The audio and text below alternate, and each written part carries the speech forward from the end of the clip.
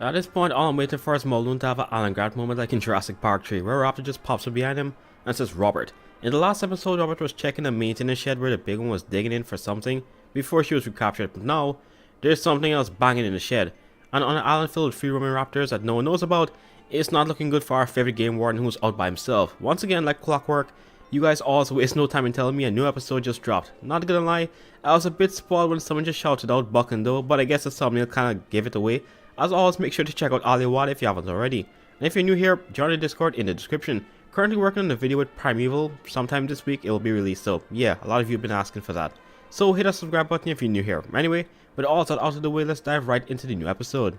We continue exactly where we left off with Muldoon, gripping the gun as though his life depended on it, which is reasonable given all the crap he's been through so far. The big one escaping, seeing a raptor look him dead in the eye in the previous episode, and him convincing himself that it was probably nothing, and so on. Well, it's about to get even worse because there's something banging inside of the shed that was locked from the outside.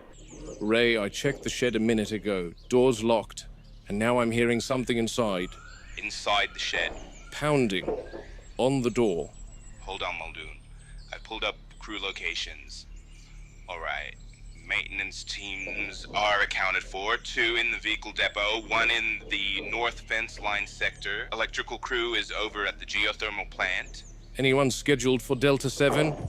No, nobody's assigned there today. Anyone missing from their stations? Not that I'm seeing. Ray, something is definitely inside this shed. You sure it's not equipment, pump cycling or something? No pump makes a noise like someone hitting a steel door. The door is still locked from the outside, right? Locked. I checked it myself not 30 seconds ago. You want me to send someone out there? Negative, not yet. Muldoon, if someone's trapped in The there... keypad is on the outside. Door can be opened from within. Okay. And you're certain no one's scheduled to be here? Positive. Muldoon, could it be an animal got in somehow? You know there's a fair few monkeys here. Oh, I know. What do you want to do? First thing I want to know is if your system can tell me when that door was last opened. When will Ray stop trying to form every other conclusion that it's a dinosaur? Like, hasn't he learned by now that it's always a dinosaur? Muldoon is a lot better than me because after everything I've gone through, including being stuck in this situation, I'd crash with an Arnold. Anyway, more than likely it's a wild raptor that used the tunnel system to enter the shed, and is probably trying to get out. Doesn't really make sense because I'm sure they could just go outside the same way they got in through the tunnels, but more likely this was a younger raptor, like a juvenile the big one was trying to get out. Muldoon likely thinks it's some sort of dinosaur in there as well. Because what's the biggest thing in the island? Monkeys, I think? And while Arnold is just answering whatever the system tells him instead of using critical thinking, Muldoon turns wrong onto the blue as though something's watching him. And since then? No entries. The door hasn't been opened since. Ray, whatever is hitting that door wasn't in there yesterday then. I can't say. There are no surveillance cams on Delta 7. What do you want me to do? Muldoon? Update me, Muldoon. Where is Alvarez now? He should be at one of the vehicle depots according to the roster. Why? Check on him right now. Okay, one moment. Tell me, Ray. Yep, maintenance tech Alvarez is at the vehicle depot. You're positive? Yes, he was telling me about his team spotting a discolored compy. He said it wasn't green, it was brown. Ray, send me Robbie. Tell him to bring a trank and a torch. I'll call you later.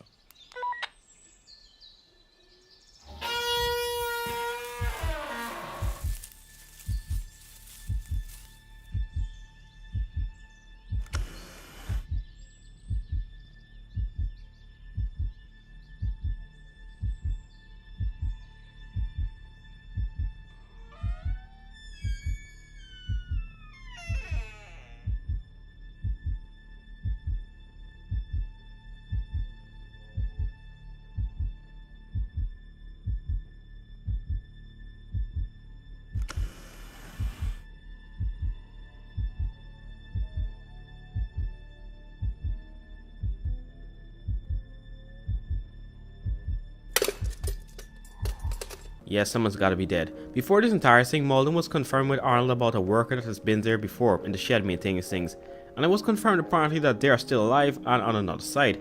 One interesting thing though is that the worker claims that he saw a brown compy, and I'm calling it now, it's a baby raptor. Thought Muldoon would have picked up on it, but given that he's in this position right now, he definitely has other things to worry about. Especially since the door that was supposed to be locked suddenly opens up, and all you see in the entrance is a construction hat. I wonder if we've gotten to the stage where the wild raptors are just taking people out. Because before this they would be trying to lay low, so no one really suspects that, they're wild raptors loose in Nublar. But maybe they've reached a certain number where they're, emboldened? Who could say? So Muldoon requests for his most trusted on-site worker to come for backup, which is of course Robbie. I just call him the cow man now because he always names the cows who are supposed to be fed to the dinosaurs Mildred. Please Ali, don't kill him. Take Arnold or something. Okay, so I missed this, but going back earlier when reviewing the tape, you can see the reflection of a raptor right behind Muldoon. And I don't mean from a distance, like it's directly behind him by a few inches. This could mean one of two things. Somehow wild raptor is right there and they have flash-like speed, or two and more likely, Muldoon's paranoia is getting the better of him and his imagination is starting to run wild. Anyway, it's going to be a while until Robbie reaches Muldoon, so Robert calls up Jerry to see what animals could be the culprits. Afternoon, Muldoon. Jerry, in your travels around the island, what would you say is the largest non-dinosaur we have around here? Oh, probably a howler monkey. Have you seen one of them around? I wanted to kill one earlier this month. Why? What's the largest howler you've seen? They can get pretty big, up to 4 feet tall. Pretty strong, too. All right. Thanks, Jerry. Sure.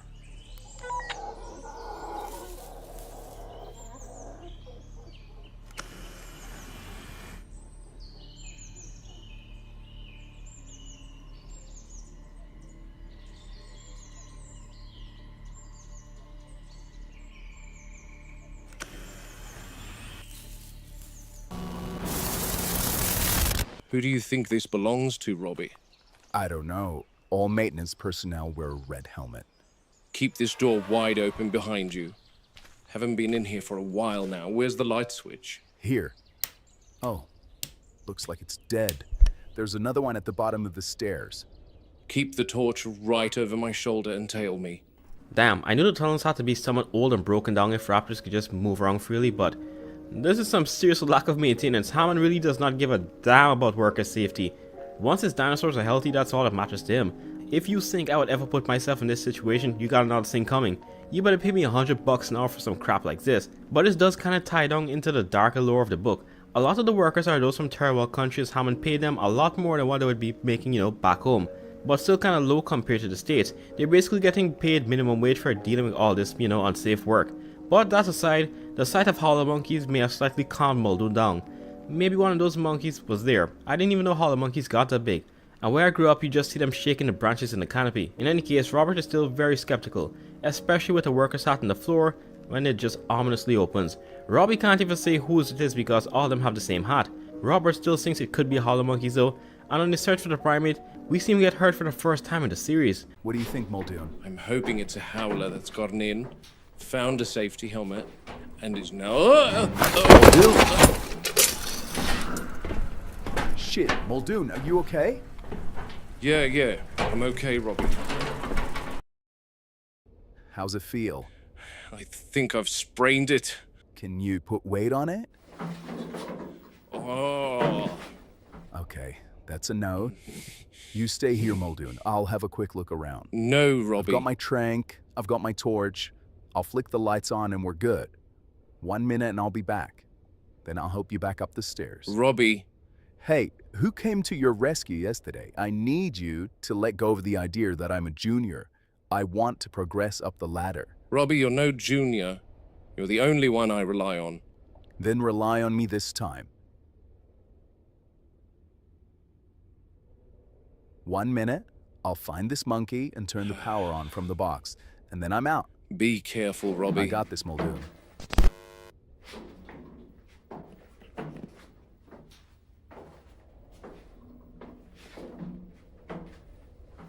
I thought there was a light switch here. What's the deal?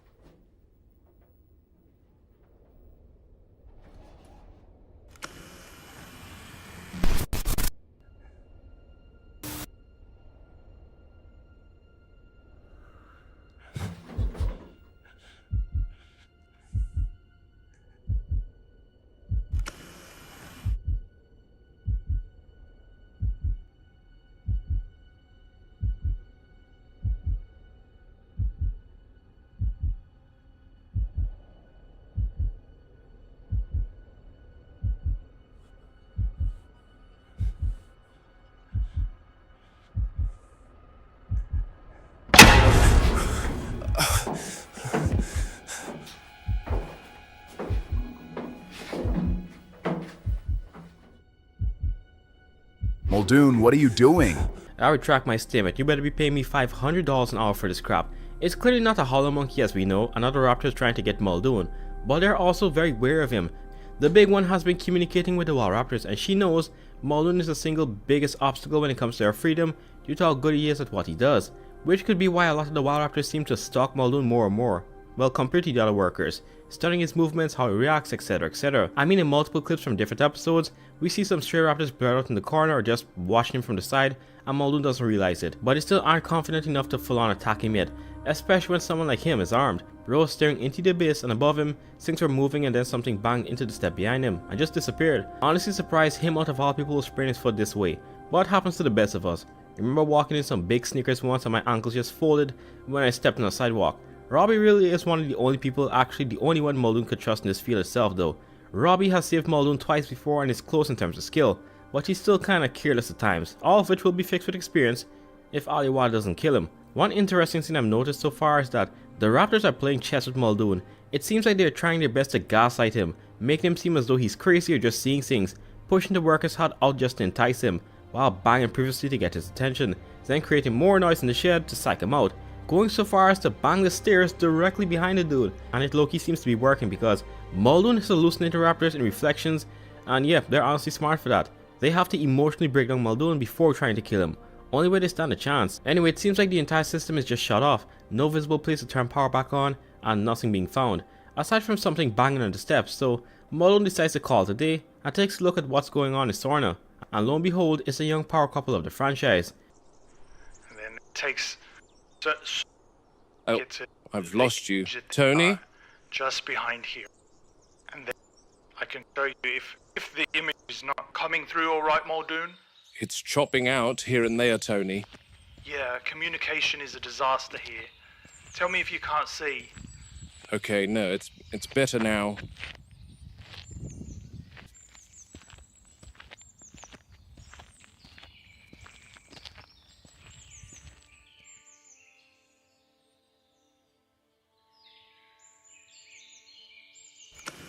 Oh wow, they've grown considerably since I last saw them. 10 months old, hatched within 3 days of each other, practically raised together from the moment they could stand. Tyrannosaurs, male on the right, female on the left. Look at the way she's leaning into him there. See that? I do. They do that all the time. Nuzzling, leaning, sleeping side by side. It's not something we expected at all. Yet those two look like littermates in a kennel.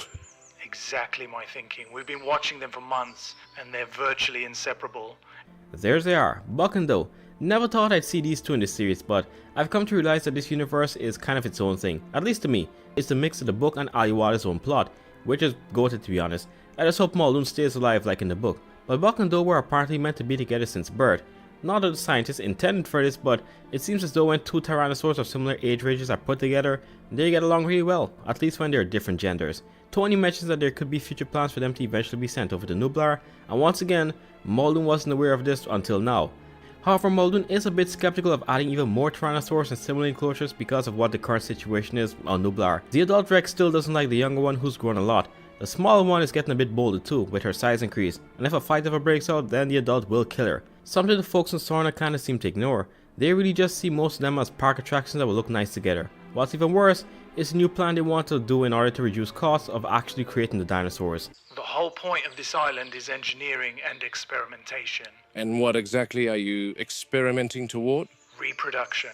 Natural breeding. Precisely. If we can get stable breeding populations, the economics change overnight. No more expensive cloning cycles every time we want a new animal. You just breed them like livestock. In a sense, yes. One successful pair could produce multiple offspring over time. That's a massive reduction in costs compared to building every animal in the lab. Provided they don't eat one another first. That's why we're studying their development now. Behavior, compatibility, hierarchy formation, everything. And the female you're showing me? She's calm, observant, adaptable, exactly the sort of temperament the park prefers. You make it sound like you're selecting racehorses. It's not that far off, honestly. You've got to admit, though. Look at them. I am. Two tyrannosaurs behaving like house cats. If someone had told me that 5 years ago, I'd have laughed them off the island. Tell me, who decides which animals make the cut for Nublar? It's a committee. Genetics, veterinary, behavioral paleo, myself or Sarah. Hammond or Wu have the final say though. Jokes on them, wait until they find out some of the small carnivores can already breed on their own, or at least replicate asexually. Again, this just goes to show how corrupt the park is. It's more efficient, but they're just gonna start breeding them to plop out more into the park, really? Knowing how Hammond was in the book, this is almost certainly something he might try to do in order to make more money. It's a long shot, but it could be that they're planning to sell some of the animals in the future if they could just breed them. Now, there is the argument on why Hammond would sell these things because the buyers could just soon be competitors, but it's book Hammond, so you never know. I mean, he told Robert he was the one at fault for shooting a loose raptor that was on the loose and gaslighting him.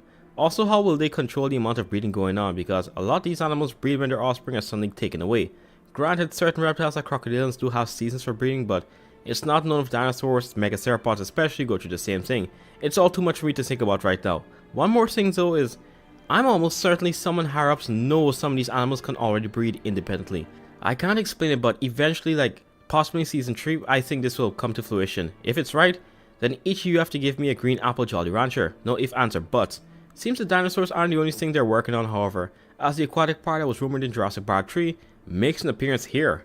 And beneath the lodge will be a series of glass viewing areas that look out onto this tributary of the Jungle River that runs through the aviary. There isn't much in here at the moment, just some fish, but the idea is to stock this tank with marine reptiles and whatnot that guests can view on foot.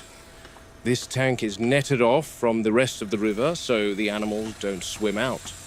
And the Jungle River cruise ride won't pass through this area, but through the water current deeper within the aviary.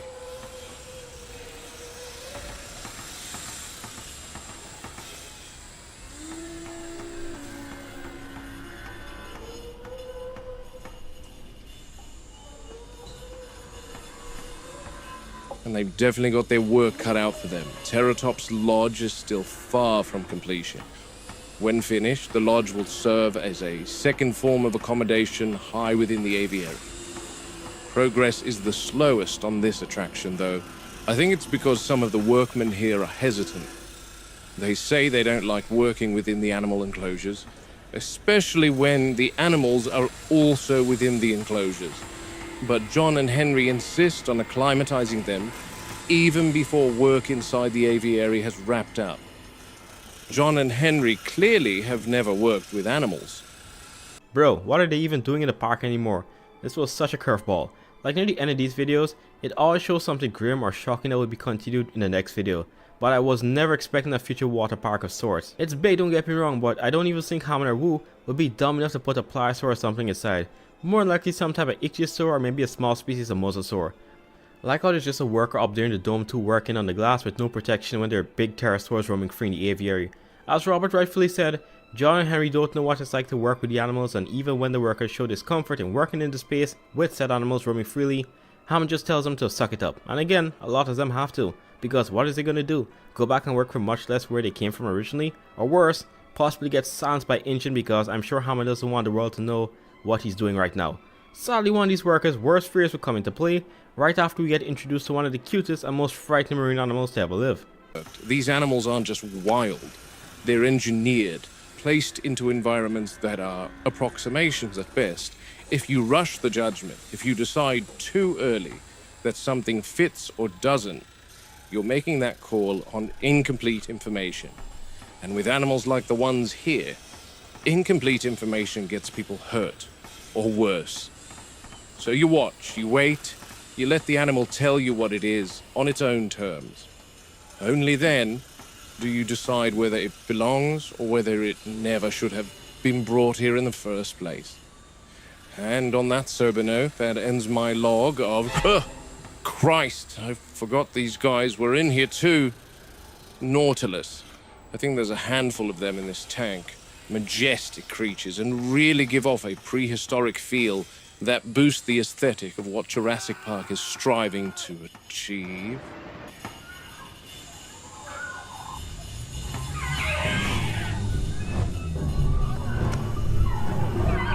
Oh, Christ. If warp was found in kitchen was a scenario, it would be this. What do you think would happen when you put a human-sized bioengineered pterosaur in an open enclosure with someone who has no protection? They're obviously gonna try to kill the guy. I'm not gonna lie, if I was a worker, I'd low-key, let go. Seeing the depth of the water, I think it would support me from the fall at that height. Only thing is that I'm gonna get bruised up really bad, or even break something depending on how I fall into the water. It's a lot better than getting my eye pecked out, I'll say that. Wonder what's gonna happen in the next episode. Is Muldoon actually gonna go inside, or will bro just film the entire thing and low-key let nature take its course? That aside, I honestly keep forgetting that Nautilus are still a thing, and they're alive. Like, the idea of something looking like an ammonite still being around is mind-blowing.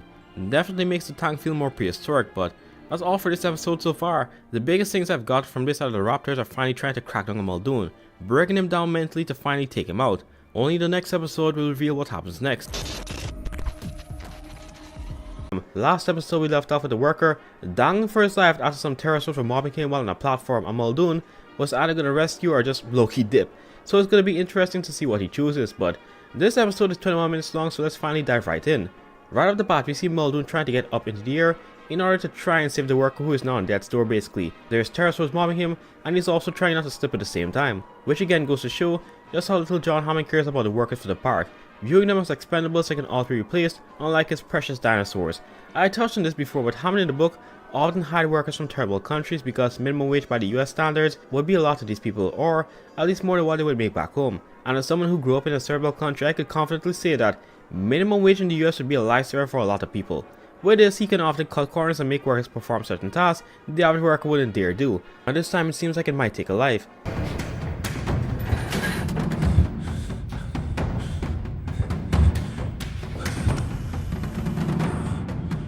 Oh, Christ.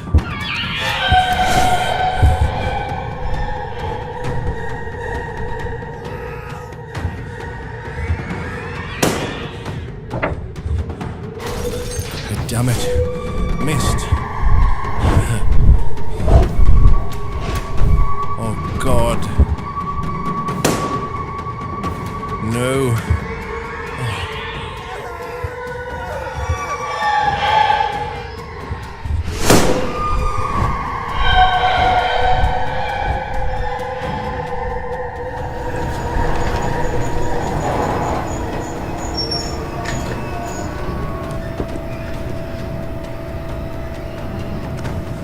No.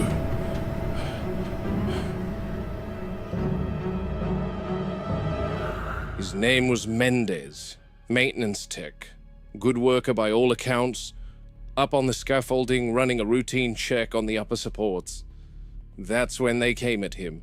Yeah, I know it sounds like I'm on this, but by his last name it sounds like he's someone from Costa Rica. Again, another person Hammond likely took advantage of due to their normal circumstances. At first, I was a bit confused as to why these type of pterosaurs are being shown instead of pteranodons, but in the book, pteranodons weren't really a thing. Instead, another pterosaur called Xradstuff, I think, was mentioned in the book, and there were a lot of incidents of them attacking workers while being in the aviary, something we see happen here as well. And the story itself aside, like, the sounds these things make are very off-putting, yet they somehow fit. I don't know, like, I can't explain it, but the gibbon or lemur sounds these things make honestly fit their look. It's weird, but it just works. In any case, Muldoon mentions that it's actually a coordinated attack where they took turns dive bombing the worker until he eventually fell some 50 feet to his death. But then we get some even more interesting information. Muldoon confirms that some workers said that there were 12 harnesses in the aviary at a single time, while 18 workers worked in there at once. So that's 6 people without safety harnesses, and unfortunately, Mendez was one of the 6 without a harness.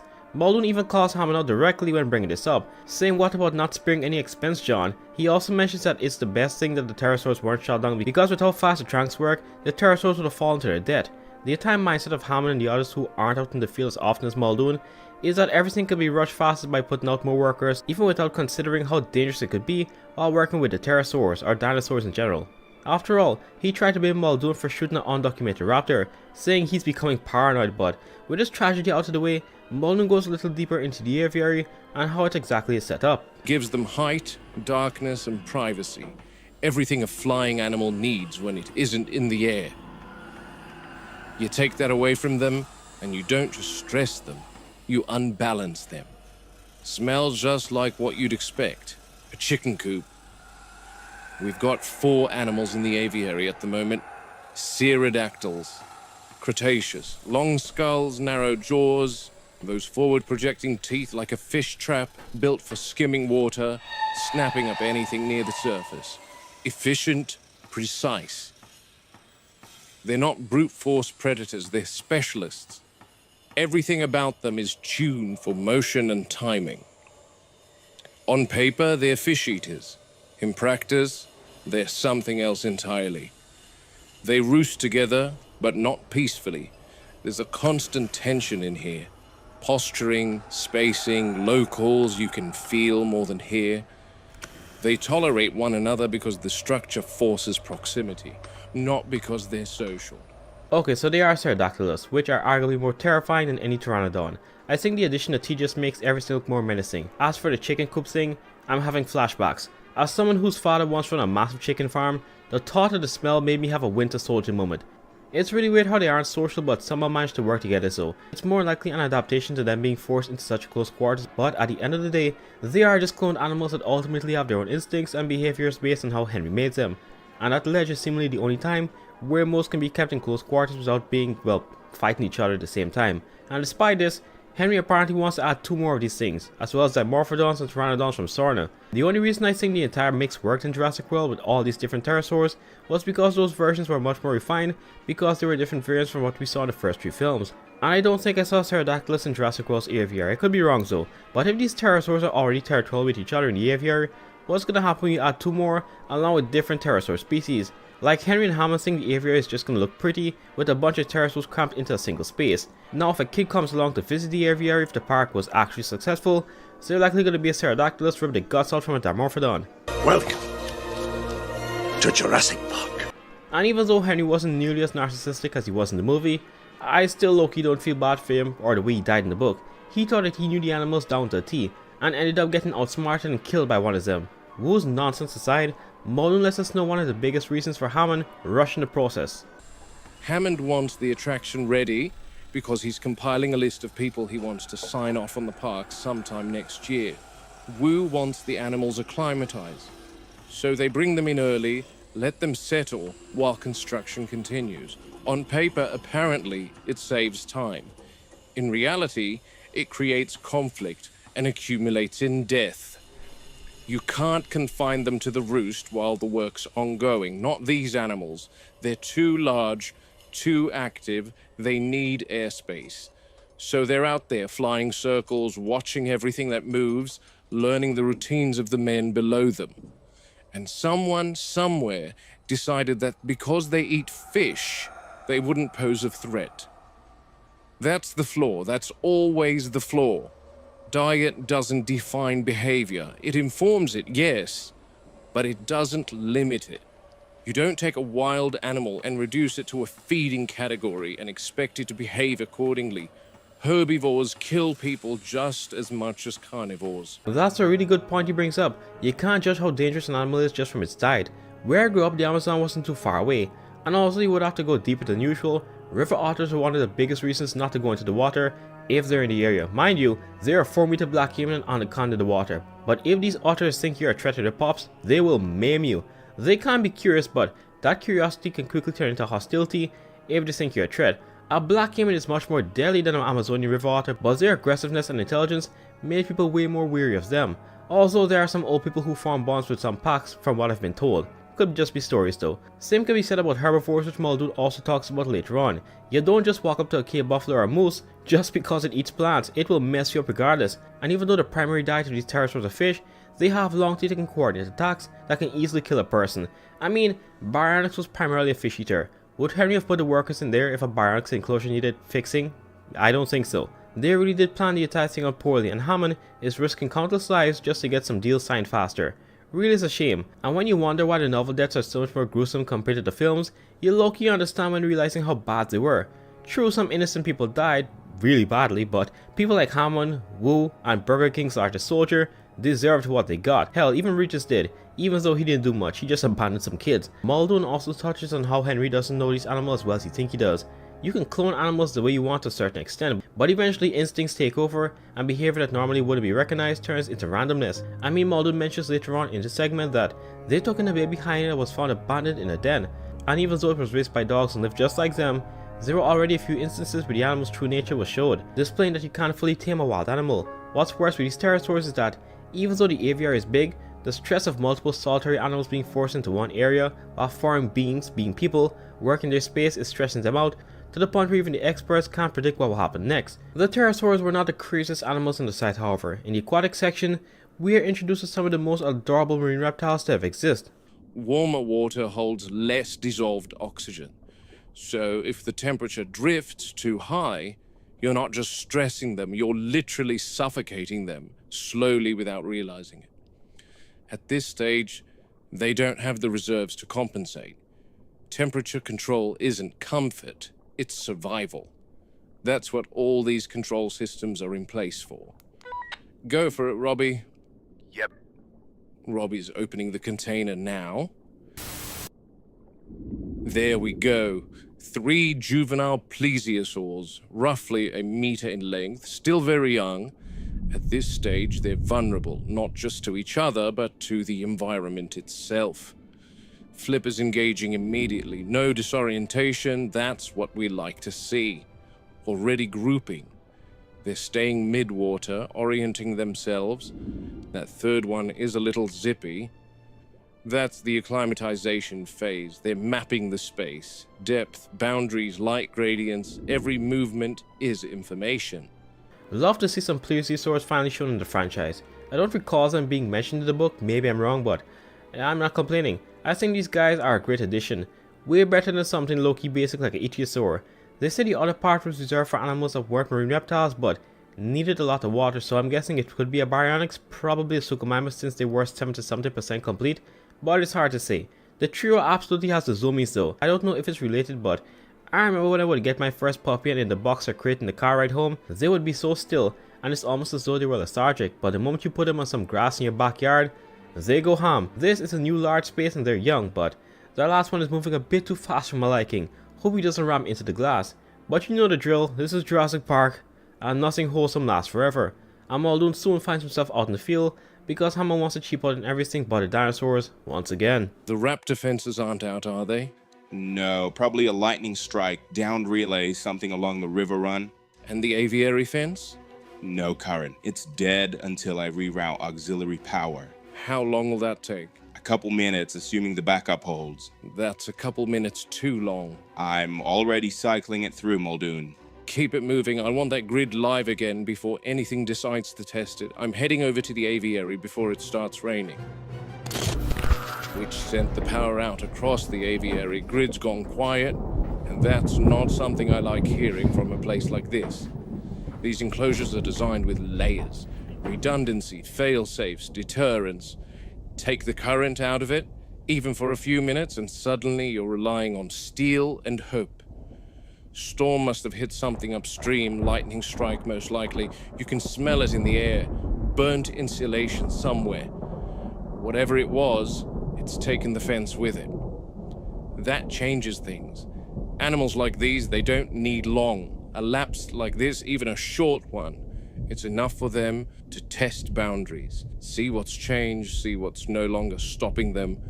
And I'm fearful about those teeth chewing on the wires while the power's dead. That's why I've got this. Shock prod, 3,000 volts, enough to keep the birds away while Ray works on restoring the power. Muldoon, you've reached the aviary? I'm at the roost now, no hum from the fence, no charge, just dead metal. I hope this man is at least making high 6 figures with the crap he has to deal with. Imagine seeing these things in the dark when the current is shut off. Like the only thing between you and some massive bioengineered pterosaurs is some wire and metal. At least he has the prodding stick, I guess. The entire thing isn't surprising though. Storms and nublar are a very common occurrence, and even with backup generators, employees would often find themselves having to manually put them on or try to fix the electrical problem in the moment because Hammond's skipping out on money again where it really counts.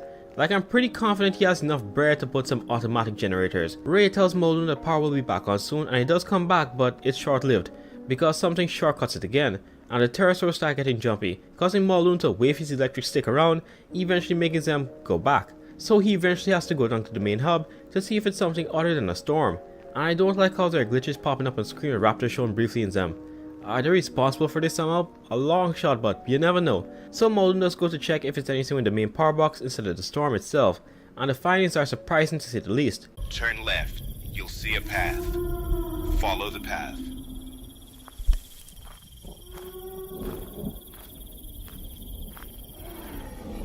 I can see the substation.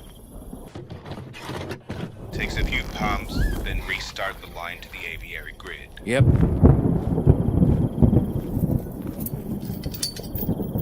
Hey, is this fuse box supposed to be open? I can smell burnt meat. Oh, God. You seeing this, Ray? Is that a compy? Yep, and she's cooked. Oh, man. Think we know what caused the power outage here. Bloody hell. Don't touch it, Muldoon. You don't say. Just another thing to add to your glitch list, Ray. This isn't going to be some underground labyrinth like the maintenance shed again, is it, Ray? No, it's just a room at the bottom of the stairs. Okay. Going down.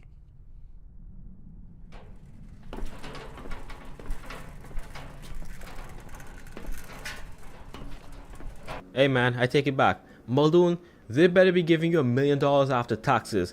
They're seriously messing with this man's mental health. In the last episode, raptors literally psyched the guy out while going down a stairwell, banging on the stairs and making noise to make him seem crazy. And now he's down there by himself instead of someone like Robbie.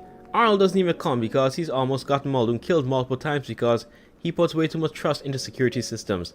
That compy though seems a bit too well placed and deliberate. I don't know if you're thinking what I'm thinking, but could it be that the raptor deliberately put the compy into the box to mess with the systems? I mean, it wouldn't be the craziest thing they've done. The compys literally free roam around the park more than any other dinosaur. I don't think one would just throw in a wire just like that. I don't know, maybe I'm digging too deep into it. The second compy jumping away ran off. The thing was like, hey man, best of luck to you and whoever else is going down those stairs. Ray, who is comfortably in his lab, tells Muldoon that it will all be a breeze and there's nothing he should worry about. And all I could say is that this would be the worst lie Arnold has ever told Muldoon from the start of this series. Quick check beneath the stairs. All clear.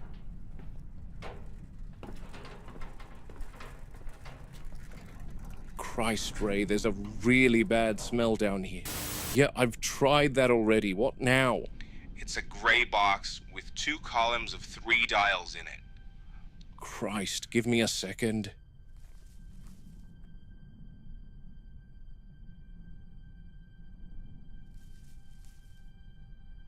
I think I found the one. Okay, those are the primer dials. Start with the top one and then... Oh, I've got one of the surveillance cams back online. I can see you. I didn't even realize there was a cam down there. Marvelous. Now tell me what I'm supposed to be doing, because that smell is bloody overpowering.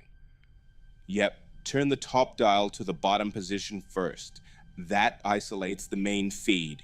We don't want a surge when auxiliary power kicks in. Done. What next?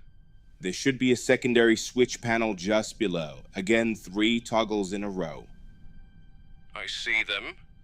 Flip the middle one first. That engages the backup relay. Middle switch is up. Good.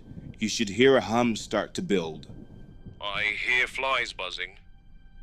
Now wait 2 seconds, then bring the left switch up. That'll route power to the aviary sector. Left switch is up. Alright, we're halfway there. Voltage is climbing on my end. Final step, turn the bottom dial slowly clockwise until you hear it lock. There. That's it. Auxiliary grid is live. I'll take your word for it. You should see the fence outside begin to... Muldoon, is Robbie with you? What? No. Then who's that behind you? What?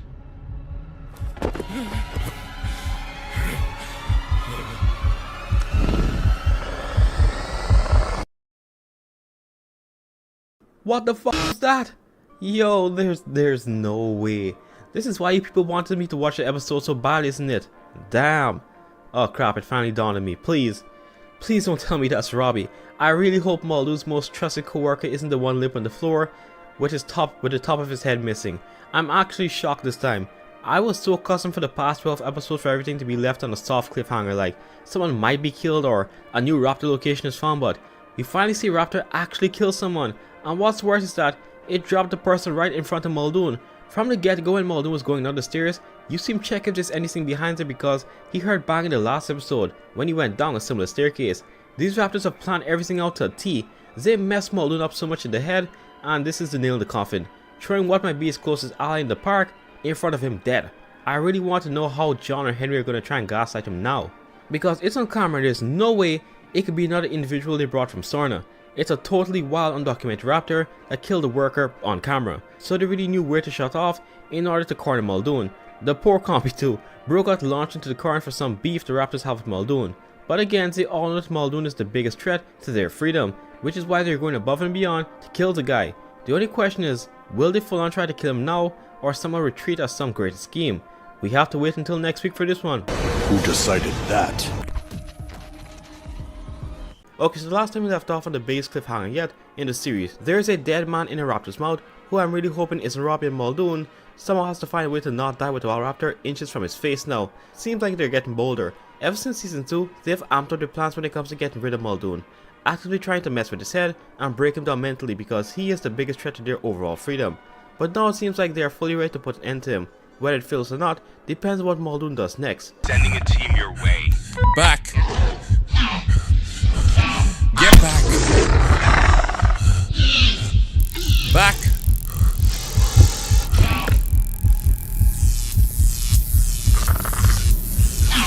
Back.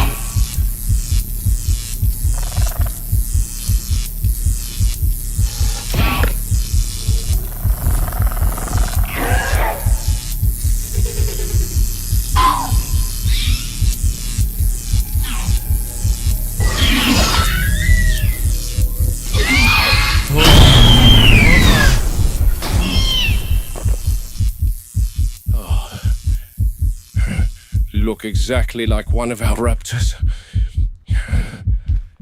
Same build, same markings.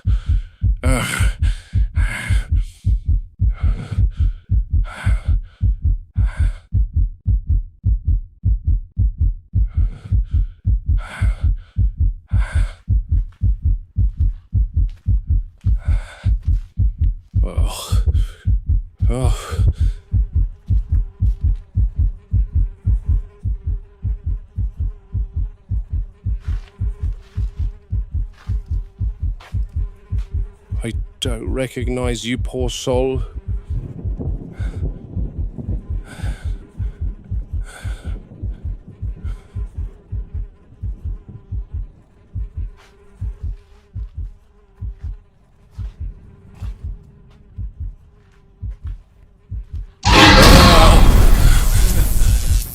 First of all, the second time the raptor woke up, it actually got me. Like, I think my heart skipped a beat. And secondly, I don't think that's Robbie. I'm pretty confident because he's seen Robbie not too long from this. And thirdly, off topic, but did he punch a raptor in the face? The balls in this guy. Anyway, the body seems to be in some sort of decay, so yeah, I mean it's sad that someone died, but I'm just glad it ain't Robbie. In any case, I'm surprised Muldoon came out in this one alive, even if the story follows most of the events from the book. The electric prod here is much stronger than any we've seen in Jurassic World, but that's Sagas, so it makes sense that these have enough voltage to immobilize a medium-sized target, and the raptor was thankfully a wild one, so it didn't really know how to maneuver around it. I mean, it tried to sneak up a second time, but all of Muldoon's years in the wild badlands of Kenya have given him senses greater than Spider-Man. So Muldoon does get out of this one, but the discussion that comes next will make you more angry than Muldoon himself, and he's the one who has to deal with this crap all the time. I'm telling you, there's an animal in that shed that is not in my system. It's not possible. Every specimen is accounted for. Every genome is controlled. Then explain how Muldoon gets hit by a raptor that doesn't exist on the grid. Misidentification, stress, poor visibility. He knows these animals better than anyone on this island. Gentlemen, please. This is precisely the sort of incident one expects in a facility of this scale. With respect, John, I don't expect animals appearing where they're not supposed to be. They cannot breed. That's the end of it. Lysine contingency, engineered sterility, it's all in place. All right. How do I report this? What exactly am I supposed to tell InGen? Tell them the system's wrong. That's the only explanation I've got. The system is not wrong. Then something else is. We are not going to escalate this into a catastrophe, not over a single incident. It's not a single incident, John. Manuel fell off the retaining wall. Gonzalez was electrocuted. Mendez was killed in the aviary. Andre thankfully didn't lose his life when the big raptor escaped the pen. Now, there's been a workman dead in that shed for God knows how long, that no one in this room even knows. If Muldoon wasn't armed, he'd be on that list too. Do you know what this means? What exactly? It means we don't have control, Ed. We have absolute Ray, control. we have more immediate problems to take care of, like the Bloody idiots. Yup, they really made Hammond just as bad as the book, if not slightly more obnoxious. This time there's video evidence of a undocumented raptor who almost killed your senior ranger. Like if Muldoon were to be killed, the entire park would fall apart, and I wish that was an over-exaggeration. Hammond really had the audacity to say that these sort of things should be expected, and then the geek who never touches grass keeps on saying that dinosaurs can't breathe, as if it's an NPC dialogue. I hope they show the deaths of both of these guys in the series eventually. Henry died specifically because of this rhetoric. He thought that he knew the dinosaurs more than they know themselves, and got eaten alive for it. Even with Ray pointing out how many other people have died so far and are currently hospitalized because of poor work environments and planning, Hammond just brushes it off. Again, he employs people who came from places where the pay is extremely low compared to this. Like minimum wage in the US would be a great deal, but back in the day. Minimum wage now, yeah, can't even support most people in the country. But he does this to save money even though he's a billionaire, and continuously puts them in dangerous positions, choosing the lives of the animals over the workers. Muldoon has every right to be frustrated. Remember a few episodes back when he fought another wild raptor, a striped variant this time, and instead of trying to investigate and even give Muldoon some props for what he did, he called Muldoon a schizo, basically saying that he's seeing things and even proclaiming that he's the reason some of these issues are currently going on.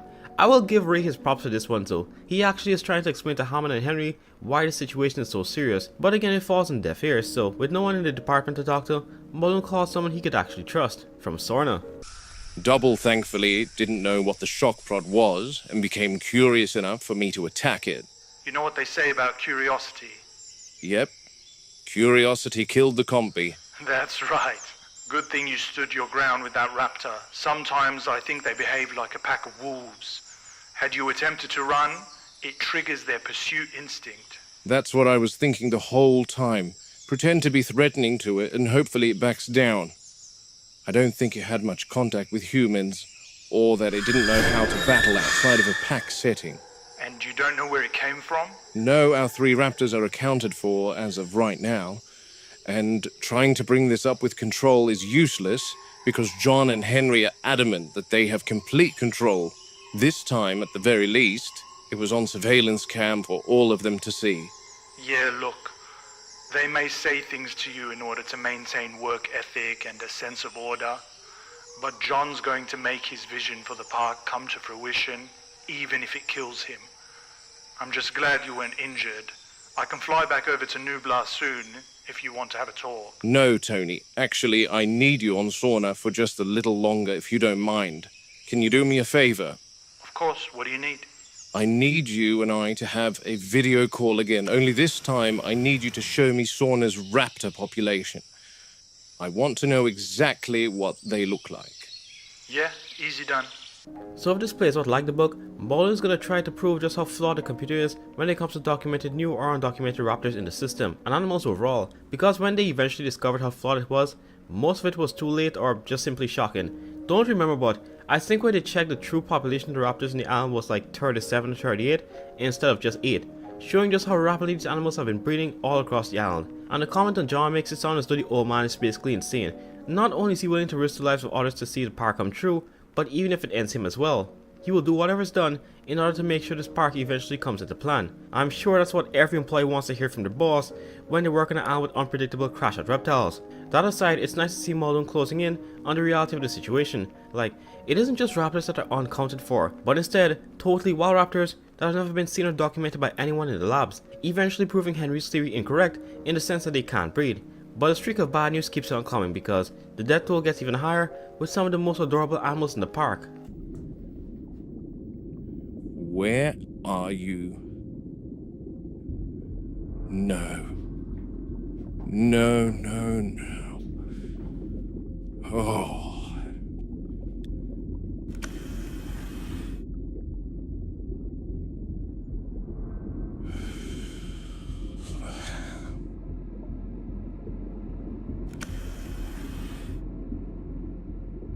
Oh, God. No.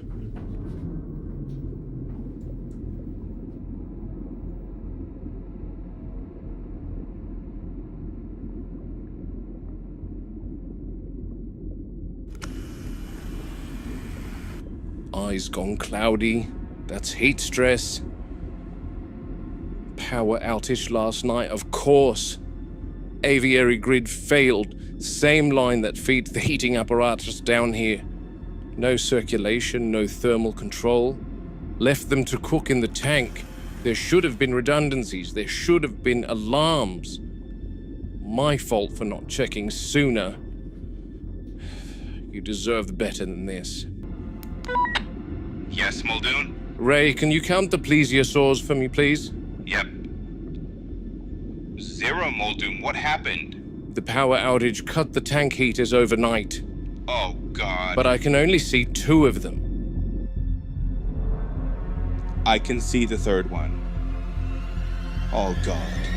Well, that's tragic. Didn't expect it to pan to one of the plesiosaurs being eaten by a pterosaur. Part of me honestly hoped that at least one of them would have survived in some pocket, but with how wild Aliwada's been moving with season 2 of the series, I guess it was too much to ask for. When you think about marine reptiles, well, air breathers specifically, you don't think too much on water temperature. Well, you do, because if it's drastically hot or cold, it can kill any marine animal, air breather or not.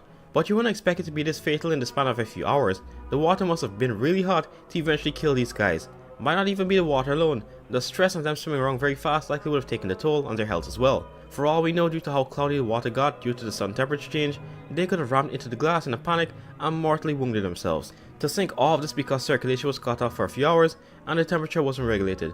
Later on, they eventually get a team to collect the corpses so nothing would start to rot, and Muldoon points out that if they were adults, the likelihood of them surviving would have been much higher. Since these animals were so young, they could not adapt fast enough, and in the end, had to pay the price for the lack of adequate backups this park should have had. Hammond keeps chipping out when it comes to these important things, but will angry the people in the field when these things do eventually happen. You know it's bad when even Muldoon feels more bad for the animals than Hammond does. Sadly, Muldoon's cortisol levels will continue to spike because now the biggest attraction in the park may be in trouble. Oh, God. Is she? That doesn't look good.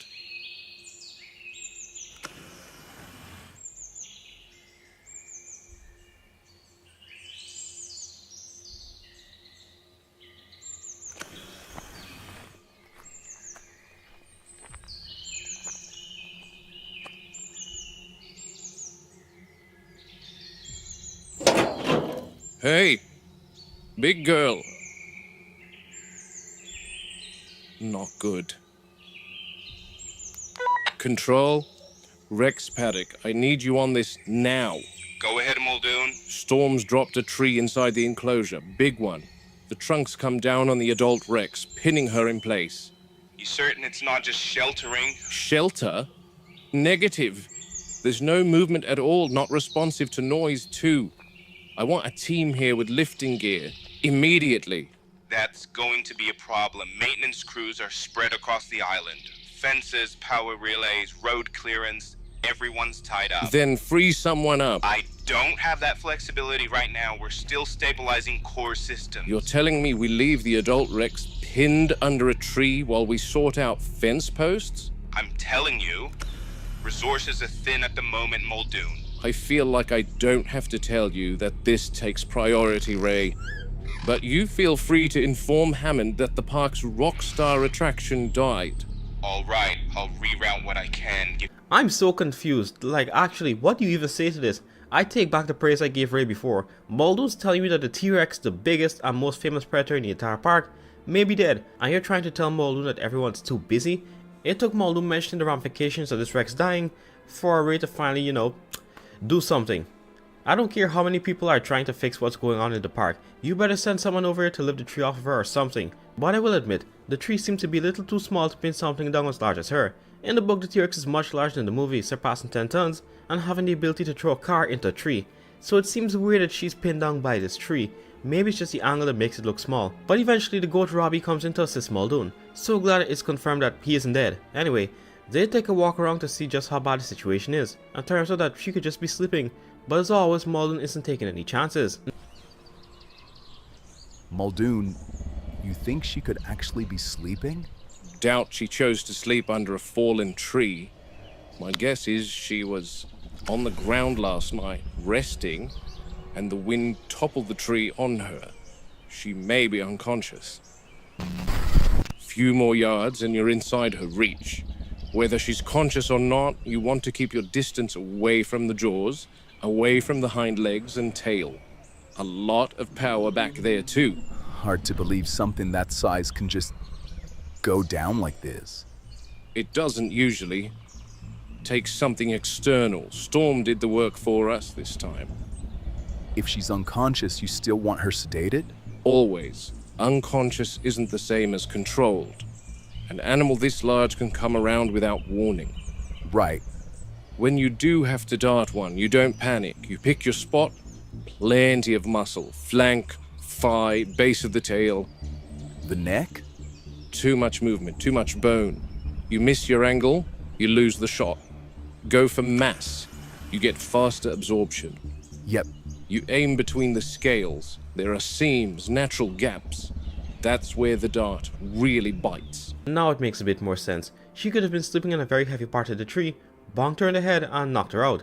Muldoon also brings up a great point is that just because she's unconscious doesn't mean that it's safe to enter or go too close. This isn't a planned knockout, like with a sedative. All it takes is for her to randomly come around and someone's getting sent to the heavens. So eventually after Muldoon walks Robbie through the steps, he takes a shot to ensure she's sedated in a controlled environment where they fan remove the tree. This might sound weird, but every time Robbie and Muldoon interact, it's usually some of the best parts of the episode for me. Even though Robbie has a good amount of experience, Muldoon acts as a good mentor and somewhat friend, even though he doesn't want to admit it. And they also have that banter when it comes to cows, where Robbie always names the animals Mildred, even though Muldoon keeps saying to stop getting attached to the animals. Anyway, Muldoon does a quick check of any serious injuries and everything seems fine. It's so good as a matter of fact that she's up and about once more. But there's a slight change. She's finally up. Tree came down right across her back while she was resting. Didn't even have time to react. A weight like that pins the torso, restricts leverage. Animal her size still needs footing to push free. So she didn't. She just laid there. Metabolism slowed, breathing shallow, and she slept through it. Would have been different if it came down on her head and struck her skull. Different outcome entirely. But she's moving now. Slow, deliberate pacing. If she were concussed, you'd see disorientation, missed steps, failure to focus. Limp too, if there was any structural damage. But there's none of that. She just seems more wary, a little apprehensive maybe. Like she's now aware that her surroundings can pose a threat to her. Hence why she's staying up near the fence and not at the tree line. Poor girl. Took the hit, endured it, and carried on. That's the thing about predators like her. They don't break easily. I think this has happened to most of us. Not a tree falling you, because if that's the case, I think you may just have bad luck. But you get hurt by something in a familiar environment, and ever since that day, you feel some sort of paranoia for a while. For me, it was the time a door fell on me when I leaned on it too hard. Was it a family member's house I visit all the time, and the hinges weren't that stable. And all it took was a younger me bracing on it slightly for the thing to snap and fall on me. To this day, even if you have a military grade door, I will never brace on it, ever. But this Rex, after having the tree fall on her while she was resting, definitely changed her behavior slightly. As Muldoon says, she doesn't even feel safe in her own enclosure anymore, so she's sticking to more clear areas of the enclosure, away from most of the dense vegetation. And as sad as it was, it is a bit funny. Not what happened, but kind of the thought of it. Imagine this apex predator unable to escape, so she just decides to sleep it off until someone comes to save her. Okay, that's actually sad now that I say it out loud, but it was kind of a better outcome, or the best possible one. If that thing had been hit in the head, then there could have been a much more serious problem to deal with.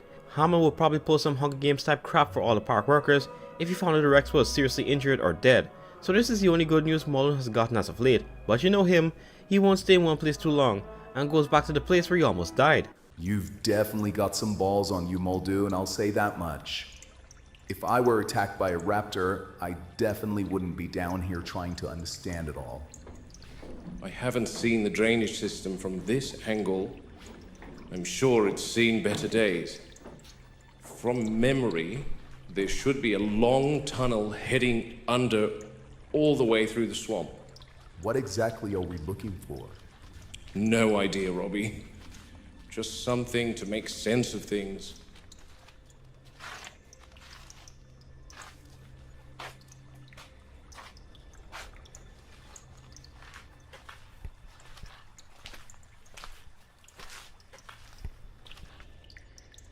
can't see any further. Hope you're okay with getting your feet wet. Well, we're here now. That's the spirit, Robbie. All right, Robbie? Yeah, it didn't get wet. Okay, let's continue.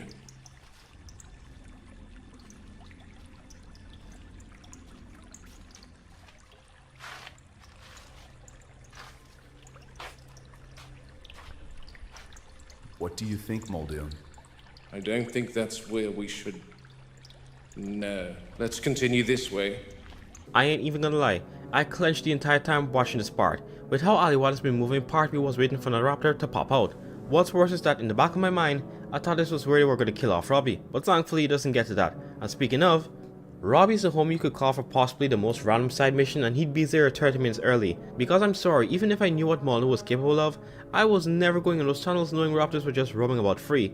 I won't be made an example. Every time Muldoon looked back or looked through a corner, I was expecting one, because this is how the wild raptors get around the park, so much without being seen. They travel through the tunnels which lead them to many different areas of Nublar, even inside certain enclosures at some points. I may have expected raptors to show up once more during the scene, but nothing would have prepared me for the theropod that does make an appearance later on.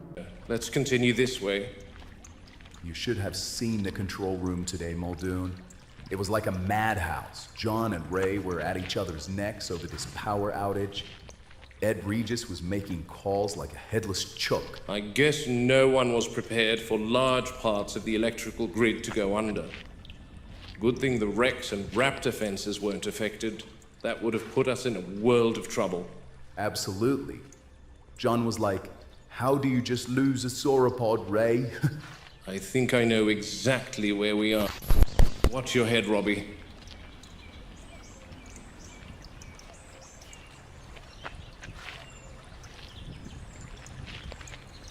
Mind your footing down here.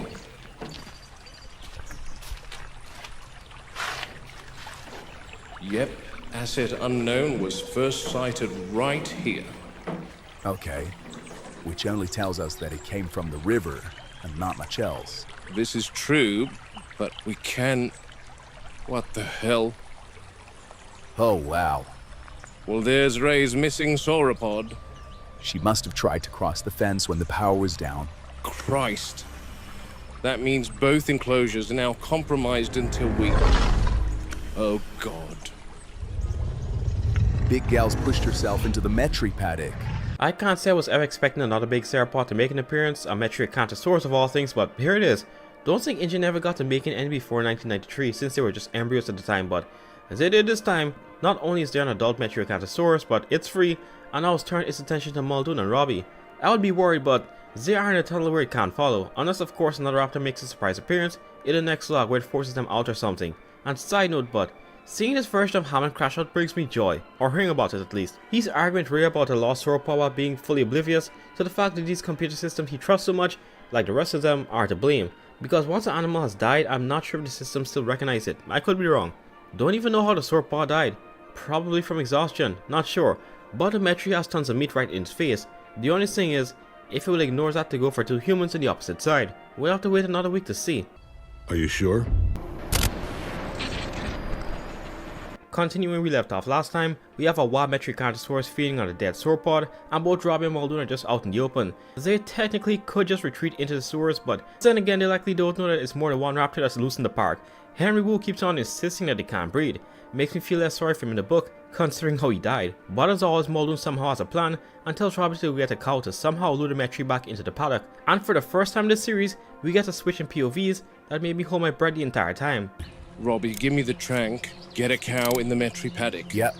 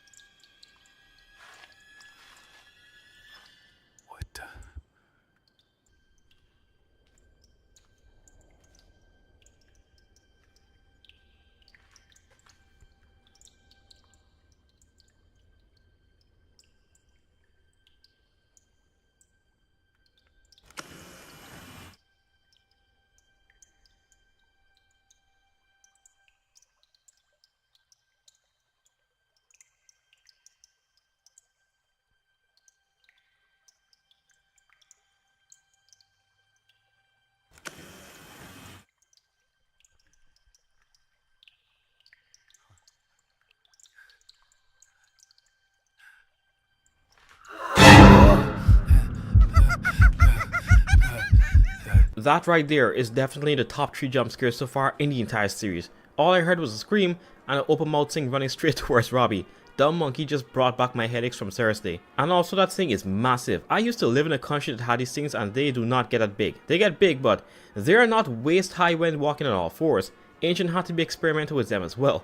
The entire primate situation aside, I was nervous for Robbie. You know the series that suddenly give a P if you have a character you never had before and then the character dies in the same episode? I already thought Ali was about to kill off Robbie here. And as bad as it sounds, Robbie dying would probably hurt me even more than Muldoon dying. Or it's very close. He is one of the closest people to Muldoon and has always had his back.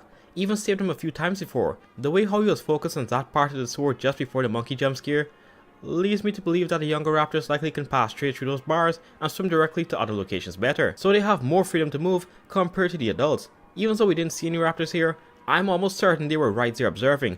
Likely wondering who's this person that's always next to the person who's there sworn to kill, being Muldoon of course. From their behavior so far, I'm mentally tripping out Muldoon, and a attempt on Robbie's life could be made in order to finally break Muldoon. Seems unlikely, but the stress of the park, and then one of the only people he can trust dying, might just be enough for even this game warden. Thankfully Robbie's in the clear for now, and managed to get the cow into the Metri paddock to lure them in. And I'm surprised by just how many are in a single paddock. I fired a few blanks from the trank, removed the darts, and you get a high-pressure thud sound from the weapon. Scared the Metri feeding on the sauropod at the river away from the compromised fence. Robbie's released a cow, and yes, he informed me her name was Mildred. I'm using her to lure all 4 of our Metri acanthosaurs into their holding pen until that fence is mended. I've got one of the girls up here, but I'm not going to introduce the prey item just yet, because this girl right here has a very weird tendency that I want to avoid at a time like this. We call her Mary, and her weird tendency is dragging feed to a shaded corner in the paddock. Same spot every time. At first we thought it was simply a preference, like a leopard will drag a kill up a tree to feed. Turns out it was doing something called caching, saving food, planning ahead. That's not something you expect from an animal like this. Means it's thinking beyond the current moment, and that's where it gets dangerous.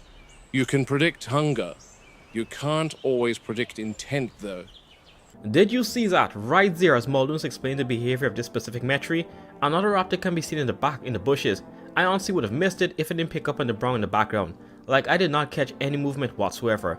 All I saw was a bit of off color in the back, and boom, another unaccountable raptor is just standing there.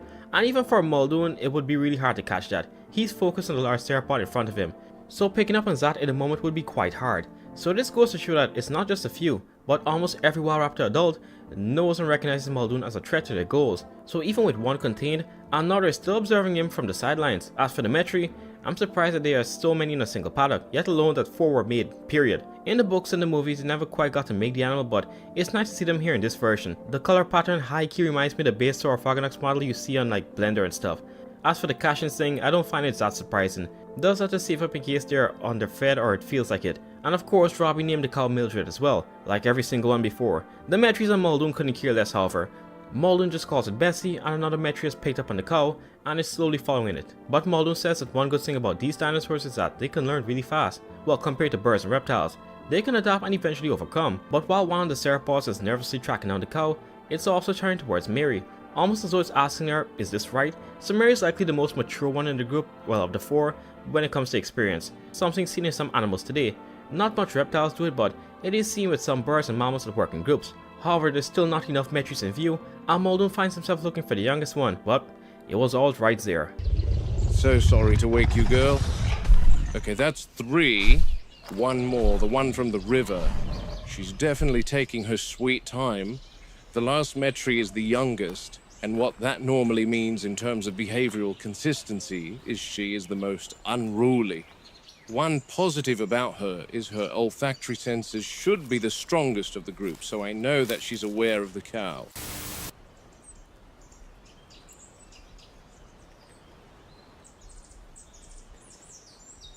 Here we go. Finally got eyes on her.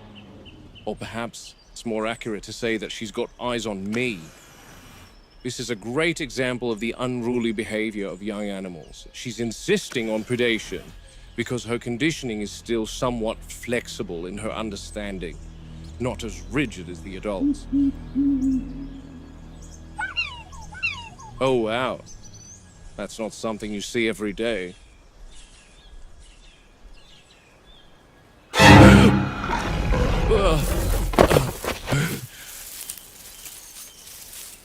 Christ. This just goes to show how much even Muldoon doesn't trust the park infrastructure. Yes, the fence isn't electrocuted currently, but it still should be able to keep him, well, safe. But here even Muldoon had to stumble back, just in case. But before this run up, I also had to squint to make sure I can see what Muldoon is seeing. Really goes to show how well these animals can camouflage, even if the shade is slightly different from the environment. Like the grey doesn't so much match with the leaves, but the shadows does make it less visible. And it's been there watching for who knows how long. But that isn't even the most terrifying fact. It's that within a few seconds of Muldoon taking his eyes off of her, that she closed the gap and decided to charge. Again showcasing how weird these animals can be, even if we don't think they'd notice. As for the Dilo, hopefully we get to see them more. We already had an episode with it, but the design is one of my favorites in the entire series, and I honestly want to see it even more. Well, maybe on Nedry. Even though the Metri didn't get Muldoon, it got a hold of the fence and was chewing on it. I thought it was going to get shocked even though there's no current right now, but turns out that this animal is still relatively young, likely a subadult, or likely is entering that stage. And so it's teasing, like babies of many carnivores today. It's biting objects to alleviate some of the itchy sensation as new teeth come in. And also this was fascinating for both me and Muldoon. The next series of events is just one of the most irritating interactions yet.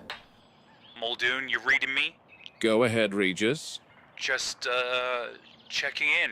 How are you holding up after the substation incident? I'm operational. Right. Well, we haven't seen much of you in control lately. I've been in the field. Yes, I gathered that. Robert, good to hear your voice. John? I'll get to it then. I've been asked to handle the consequences of what happened. Go on. The animal, raptor, has been transferred to Isla Sorna. As for the body, we've got an identification. Crewman of the NB, the supply ship between Nublar and Punta Arenas on the mainland. How did he get into the substation? Still don't know that part. Robert, listen to me. I'm listening. What happened here, these incidents, they're unfortunate, yes, of course, but not unexpected in a venture of this magnitude. Several people are dead. And that will be handled properly and respectfully, but we cannot allow setbacks to define the entire enterprise. We're containing it, Muldoon, as best as we can. We're a skeleton crew at the moment, but InGen has been notified and is investigating. So we proceed. Let's get back to schedule. Schedule. Aye, aye, Captain. Is there anything else? Because I have some work to do. No, Muldoon. Just wanted to check up on you and keep you informed. Robert, let me leave you with something for you to ponder. Creation is an act of sheer will. Take care. Will doesn't stop them getting out. I was gonna pause it halfway, but I let it play straight through because the entire interaction was such a spit in the face from Muldoon. They really think the guy is that stupid. Ed Regis like Henry will get what's coming to him if Ali Wadi decides to go down that route, with the Juvie Rex eating him alive. That aside, I think the main reason they checked up on Muldoon in quotation marks was to make sure Muldoon could still operate per se. Because as much as they don't want to fully acknowledge it, Muldoon really is the main reason so many other people haven't died. Speaking of, Hammond sticking to his book version just brushes over the deaths of all the people who have died so far. This is how most of us would expect a billionaire to sound if they tried to be sincere. You can tell he doesn't really give a damn about the people who died. Main thing is to ensure the park is complete and functional, and one way to do that is to ensure Muldoon can still do his job well. Compared to the earlier seasons, Muldoon really has calmed down a lot when it comes to arguing back. Like he knows most of it is just bull at this point, and lets Hammond yap for the most part, though he still will interject aggressively here and there. If you're new here, the main reason for this is because Hammond told Robert he was basically a schizo and at fault for an undocumented raptor he found a while back, even though he was never at fault. And at the end of this call, he really tried to justify what happened in a sense by saying creation is a sheer act of will. Even though Muldoon's face isn't visible, I'm sure he rolled his eyes, like me, because as he said, just making them isn't the end all be all. Procedure is necessary to ensure things run smoothly. But Muldoon finally gets a break from the office folk and turns his attention to Sorna's raptors, and we finally get confirmation of a true variation. Sorry I'm late, Muldoon. I got caught up with a baby carnotaur that nipped a hatchery assistant. That's fine, Tony. You wanted to see the raptors here. I'm heading up the access stairs now. Catwalk gives the best view over the enclosure. How many have you gotten there? 9 in total, 3 males, 6 females. Stable hierarchy for now. I'm curious to see a male, Tony. You'll notice the difference immediately. They're sexually dimorphic, males are more flamboyant. We call it the peacock effect. Brighter patterning, more contrast along the flanks and tail. Display animals then. Exactly. Visual signaling, courtship, dominance, the works. We might have picked the worst day for this. Storms rolling in from the east. Skies darkening. Pressure drop like this usually shifts their behavior. In what way? Less roaming, more clustering, sometimes heightened vocalization, depends on the group.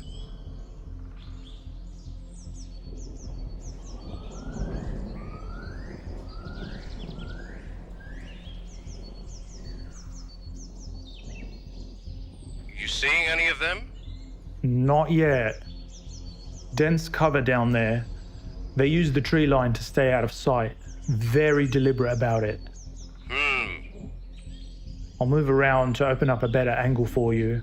Tony, the raptor we sent over last week from the electrical substation incident. Yes, I saw the intake report. What did you make of it? We examined it on arrival, female. No anomalies beyond the electrical burns, of course. It looked exactly like one of ours. That's because it is. Genetically speaking, same line. Still nothing in view. Okay, so Tony's confirmation that the Raptor Muldoon shock last episode is not like the different variants of Sorna, but instead just like the ones in Nublar, is likely raising alarm bells in Muldoon's head. Because if it is undocumented and just like the ones in Nublar, then the only logical explanation has to be breeding, something Henry has been denying from the very start. So now the pieces are falling into place, so well that even Muldoon, as much as he doesn't want to believe it himself, has to accept to some degree that they are breeding populations of Nublar. And I forgot to mention it earlier, but the dead guy in the Raptor's jaw may be a Bison spy, because Injun and Bison existed at the same time and were rivals to an extent. Anyway, from the way Tony is describing these Sorna variants, it sounds like it could be the quill versions from Jurassic Park 3. I know the Lost World book didn't have them, but with the way how Tony's explained their look, like the dimorphism and the peacock thing, it's sounding a lot like the male quilled raptor, also like the brief mention of a baby Carno in the intro as well. So the camouflaging Carnos are more than likely alive and well in this verse as well. Sadly, the weather is abysmal for raptor spotting, so we don't get to see what variant is exactly being made here. But all of that changes when Tony finally goes downstairs.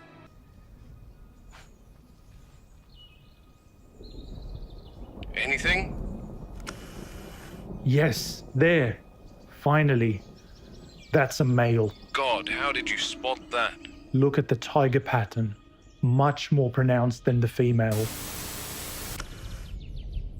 A female's approaching.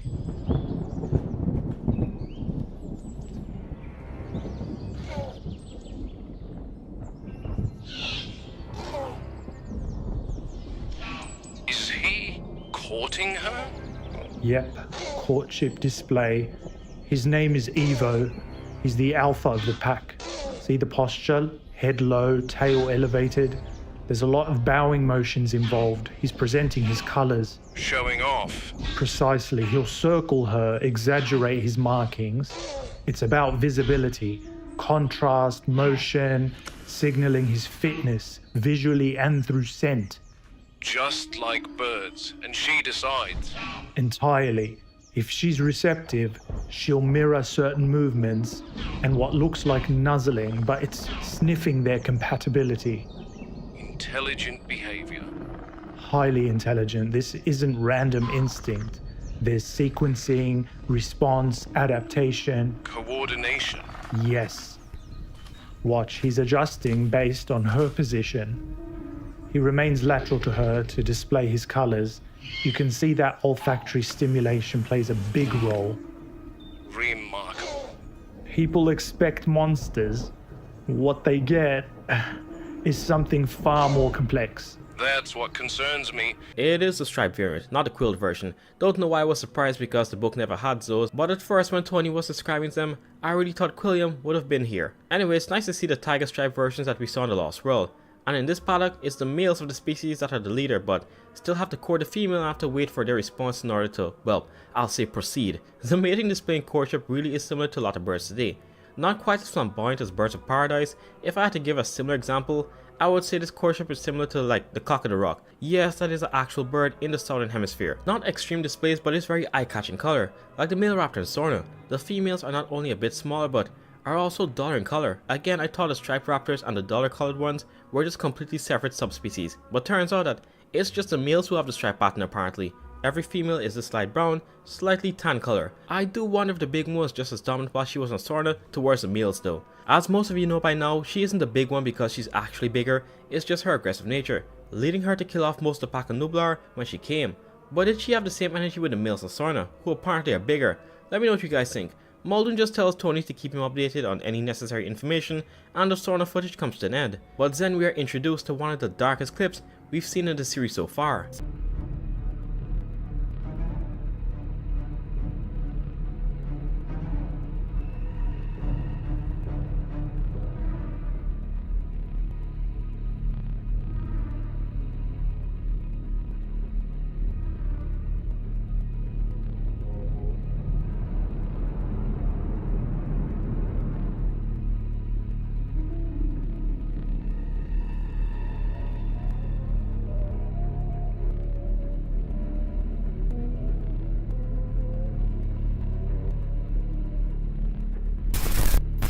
I heard them roaring. Found one injured on the ground. Oh my god. Christ, they've killed her. Oh my god. They're eating her.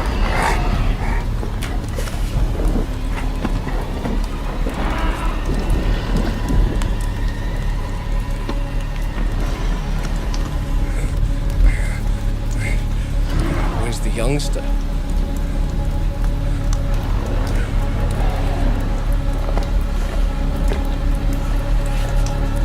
I didn't realize they were cannibals. That is a haunting image. Is that Mary? Like the one who the other members occasionally turn to for guidance? I hope not. Whichever one got killed, its face is frozen in time. Just a blank dilated pupil with a crushed jaw. This really had to be a violent takedown to mess up the head like that. Also, I can't be the only one who thought it was not a wild raptor that they caught and were tearing apart and eating. Really, nothing could have prepared me for a display this gruesome. They eat really fast too. Basically ate most of the main flesh. The youngest one who's teasing is also just in the corner with a bow and chewing.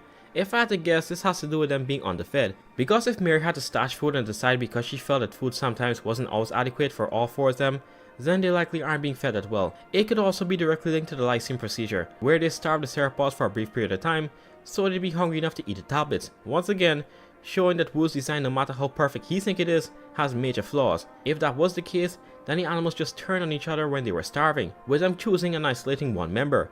Was so bad that even Muldoon was caught off guard. So in episode 16, they're gonna have to somehow try to separate them, and see if it really was Mary who was eaten. Starting exactly where we left off last time, Muldoon and Sam are trying their best to push the Metricantosaurus away from their dead sister. The youngest one, who's still teasing, straight up just takes a bone from her sister to the bushes, and as bad as it sounds, I'm glad the Metri that was killed was an old girl. Okay, Sam, just approach slowly, and the headlights should scare them off. Yep, that's it. The youngest one's already headed for the holding pen. They don't seem to care, Muldoon. Try the horn, Sam. Yep, that'll get them moving.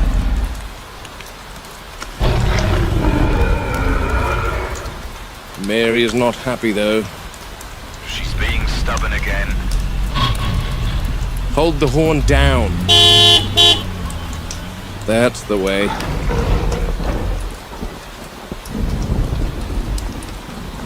Sam, I'm confused. I led them to their pen yesterday. Did you release them again? No, Muldoon. I was on the service road and heard roaring. Sounded like they were fighting, so I approached and found one on the ground. Okay, follow them around, please. I mean, yeah, it's kinda sad that the random Metri got killed, and it's also kinda wrong for me saying this, but I'm high-key glad a lot of you guys were wrong from the last video in the comments. So Mary is in fact alive. If it's your first time viewing this, Mary is the oldest and wisest Metri in the pen, and the others even look up to her. for advice. No, that's not a good term. I'd say guidance in some sense. I would get why them somewhat turning on the oldest and largest would make sense, but at the same time, she is the oldest and the most powerful, so they'd have some injuries in them as well. What makes this even more dark than if she was killed is the fact that Mary likely orchestrated this, so you guys were not entirely wrong. If the raptors did in fact start stealing the food Mary stashed away, then it would make sense that out of hunger, she would turn on one of her sisters and make the other two follow. Weird how they're just in there with the trucks though, like can't they be snatched? But I guess when a high beam that can only be rivaled by a ram is on the highway just flashing in your face, you'd back off too.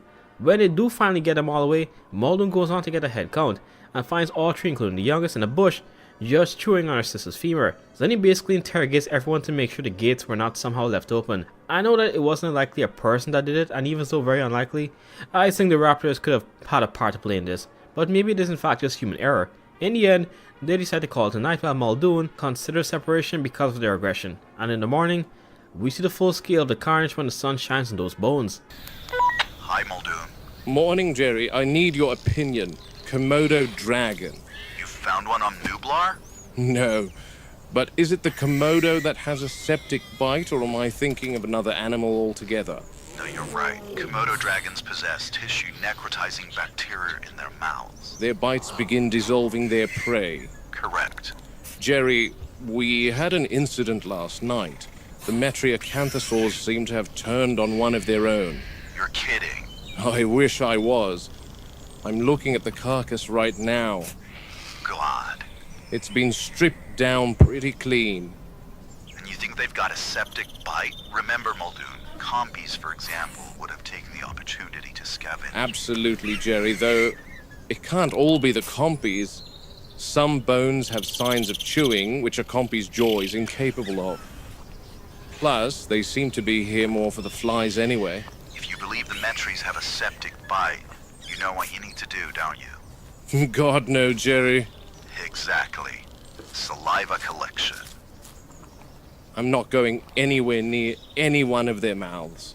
Yeah, even with Tranquilizer, I'm still on Muldoon's side here. If you think I would ever go anywhere near a theropod the size of an Asian elephant, you might have just lost your mind. The geek in me wanted to correct the whole Komodo bacteria being lethal thing, because the same bacteria in their mouths is found in basically a lot of other wild carnivores. But this is before the 2000s when it's discovered that they actually use venom, so it actually makes a lot of sense for Jerry to mention this. But other side, it still doesn't make sense. I know this verse is its own thing with a lot of incidents that take place in the novel, but in the books there were only 2 dinosaurs that I can remember, correct me if I'm wrong, that has a septic bite, and those are, as Jerry said, would be the compies and the other being the dilos. Since the compies can't really scar bone like a larger carnivore, it likely has to be a Dilophosaurus, but that doesn't make sense seeing that there's no way they could just be up and about like the raptors, unless of course the raptors found some way to open their gates, because we have seen the raptors in the Dilophosaurus enclosure before.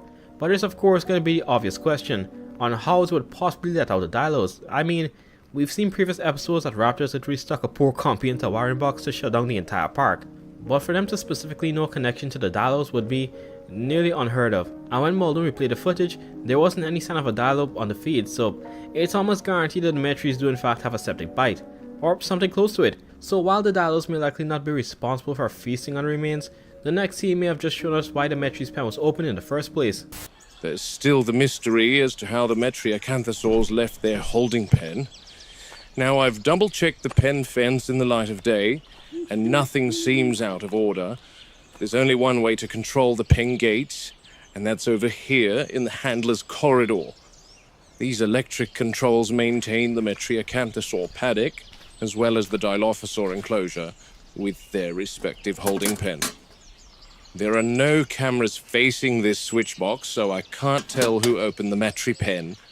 Sam said he didn't, and I believe him.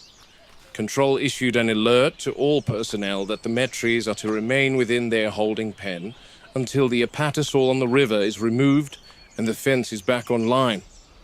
The only thing I'm concerned about is the power outage possibly affected more electronic gates like the holding pen here, but no one's flagged this as down. But the electronics are enclosed here, so I'm not worried about rain affecting the circuitry.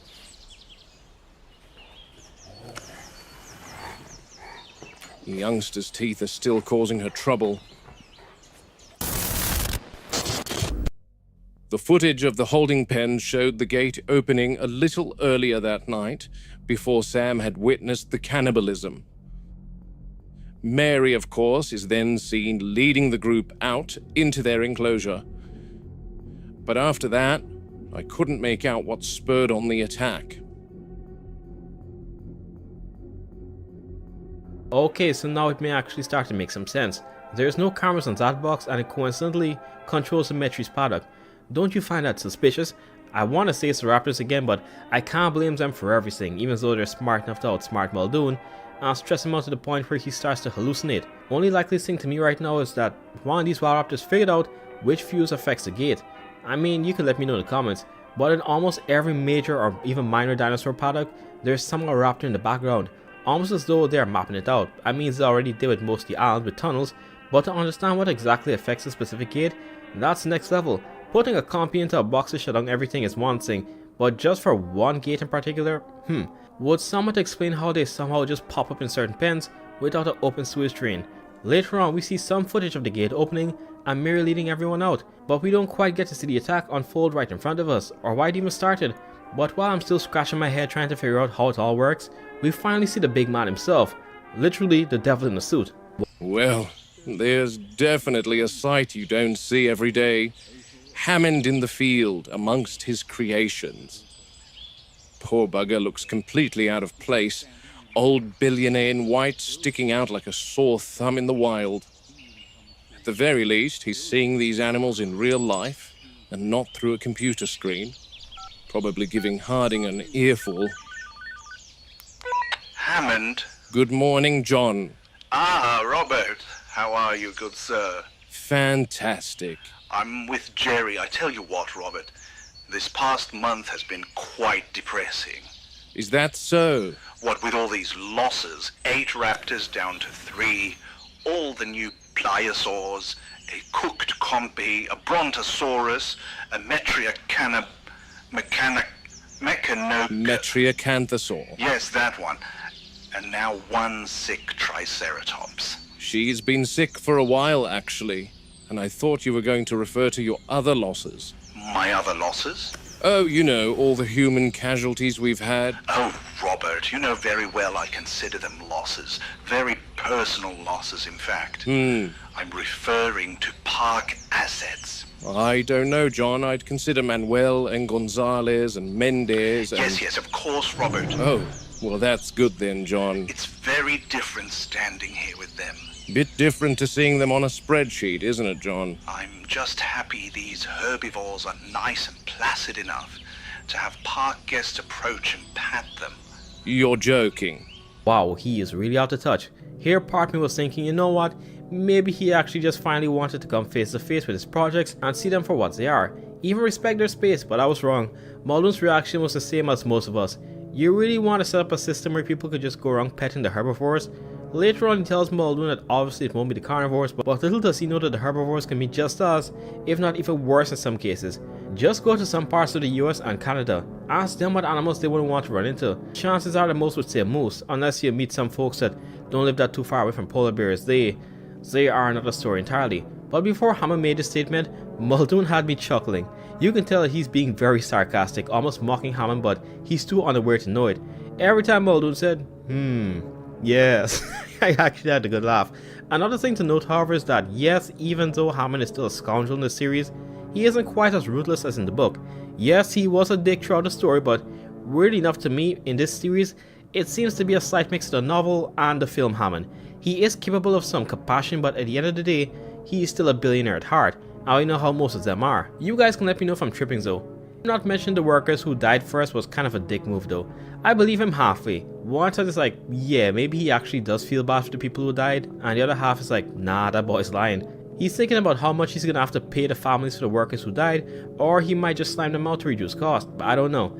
And all of that out of the way, Hammond does in fact look very out of place in the open. From the way Muldoon was describing him, you'd think it was David Attenborough narrating about a new species that has been discovered.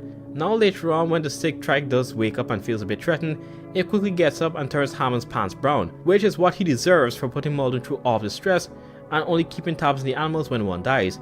The trike was sick for a while now, but this is the first time he's finding out. As rare as it is to find Hammond out in the park though, what you see next might be even more so. Chirping? Yeah, like bird chirps at that door. Well, I'll have to have a look down there again. If you go, tell me and I'll go with you. How was the surgery? Apparently it was chaos. Harding's going to show me something now, so I'll find you later, Robbie. Okay, sure. Bye. How is she, Jerry? She's sedated, and my guess is she's got another hour minimum. So they found them then? They found them all right. Bilateral glands inferior to the tongue in a pocket in the mandible. That's good then, Jerry. Now we have evidence of their dangerous capabilities. I think we got all the evidence we could hope for, Muldoon. Come check this out. Easy, easy. Keep the incision narrow. Alright, so before I get into the dialogues, those chirping sounds Robbie's telling Muldoon about is almost 100% baby raptors, like freshly hatched. I think even Robbie could distinguish between compies and something he's never heard before. And when Muldoon says he'll have to go back down there again, it's likely the underground space, somewhere close where he came face to face with that raptor. But it seems weird that they would suddenly hear it now out of all times. This could very well be another trap to try and finish off Muldoon, for good. But we're gonna have to wait later on into the episode or the next one to finally see. For now, Muldoon finally has confirmation that these dialogues do in fact have venom. The reason Muldoon's so giddy is because Woonhammer basically treated Muldoon like an idiot when he proposed the idea, and now he can finally prove that his deduction was right. And speaking of Woo, the stuck-up scientist is actually the one overseeing a lot of the operation. More delicate. Around the laryngeal tissue, please. If venom production exists, it'll be somewhere in this region. There's significant vascularization here. Yes, I can see that. Suction. Suction ready. Tissue's unusually dense. Fascinating. Heart rate stable. Carefully now. I want the membrane exposed intact.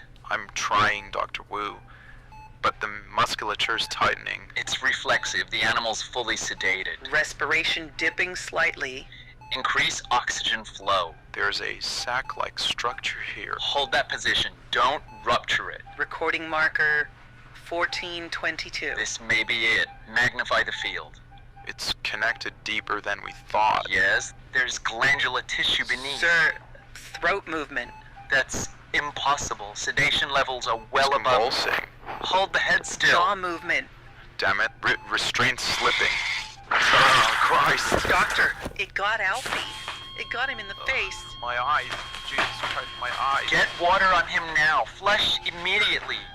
He's bleeding. It burns. It burns. Move him away from the table. The animal's thrashing. Restraint failure on the left side. More sedative now. Dosage? I don't care. Double it. I can't see. Keep its mouth shut. Watch the head. Watch the head. It struck Alfie. Get it off me. Push the table back. Back. Sedative loaded. Inject through the thigh. Don't go near the neck. Bleeding from the incision. I said hold it still. Injection in. Again. Pulse climbing rapidly. Again. It's slowing. Keep everyone back. Somebody help. Continue flushing his eyes. Do not stop. Animals stabilizing. That was the calmest reaction to venom in someone's eye I've heard yet. Reminds me of that one clip with these cosplayers where a monster or something was shouting, "The light." The light in lowercase. Anyway, it's somewhat nice to see that Wu, again like Hammond, isn't a complete dick, which actually matches his novel counterpart a lot. But I think he only actually started caring like this when he found that he was wrong, and that he in fact doesn't know everything about these animals that he made. As for the reason for venom getting into the guy's eyes, the animal itself didn't do it. Apparently during surgery too much pressure was placed on the gland or something else, and it just shot out. I assume the mechanism is very similar to something like probably a spitting cobra. He brought an entire team from America to carry out the surgery too because he did not want the park vets to get involved with it. And of course, they had to sign an NDA. But to be honest, InGen would have just killed them if they spilled anything out regardless. Could you imagine one of the surgeons going back home and telling their kids dinosaurs are coming back, and the kid just starts spreading rumors? Good stuff. In the end, Muldoon does eventually get back to Harding and helps move the dialo, which just happens to have the tube fall from its mouth. Which couldn't be a good sign, but at least we know he's alive, because not too long after he checks back with Robbie since he forgot, of course, to check out what he was supposed to do with him. But Robbie decides to do it on his own while Muldoon does a head count of these metries, and oh boy, It's just one disaster after another. It does make me nervous that a Metri was eaten, and what's more, they are now forced to be cooped together in their holding pen in constant proximity to each other until that river fence is fixed. Ray Arnold has assured me the Metri count is still 3, but I've long given up on those computers. I'll take my own head count, thank you.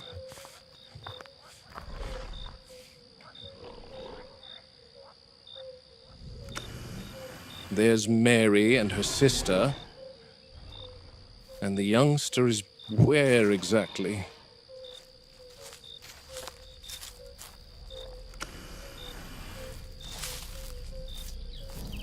No way.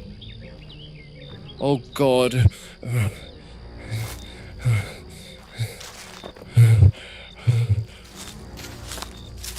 Oh Christ.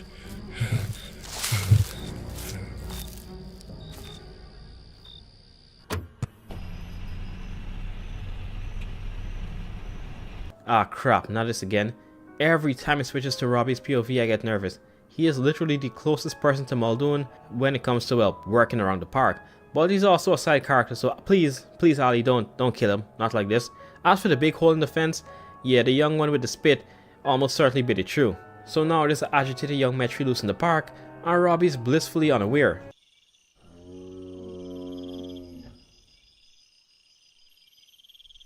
Poor thing.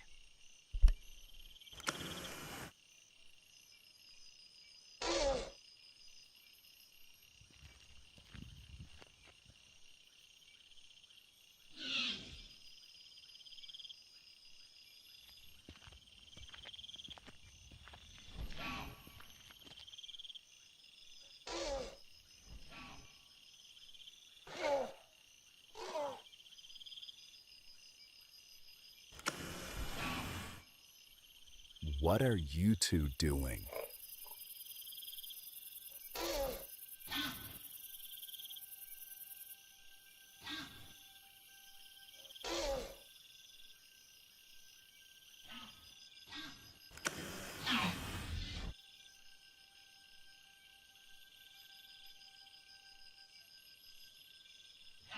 Yeah, Robbie, you might wanna look weird for this one. Bro straight up looking at the raptor spit game. If you didn't see the last episode on Sorna, Muldoon was showing how these raptors show off or do a mating display to court a female, and it looked very similar to what we're seeing here. Only thing that I'm a bit confused about is the fact that both still seem to be the same color, because the males are bright and have stripes, like the one we saw in the Lost World. Maybe it's just because it's pitch black, since I do kinda see some markings on the one walking behind. And also Robbie didn't seem that surprised on the raptor count, so it's more than likely a case where one raptor just changed gender, something that some animals can do today when a male is absent. We see this in some clownfish species and I think some types of parrotfish, not sure, but more than likely with the lack of males, the more dominant individual changed into a male to make up for the lack of diversity, which kinda makes those little stripes I see there on the chest make sense. But aside from Robbie being a little creep without him knowing that he's one, something much bigger has been watching him from the sidelines.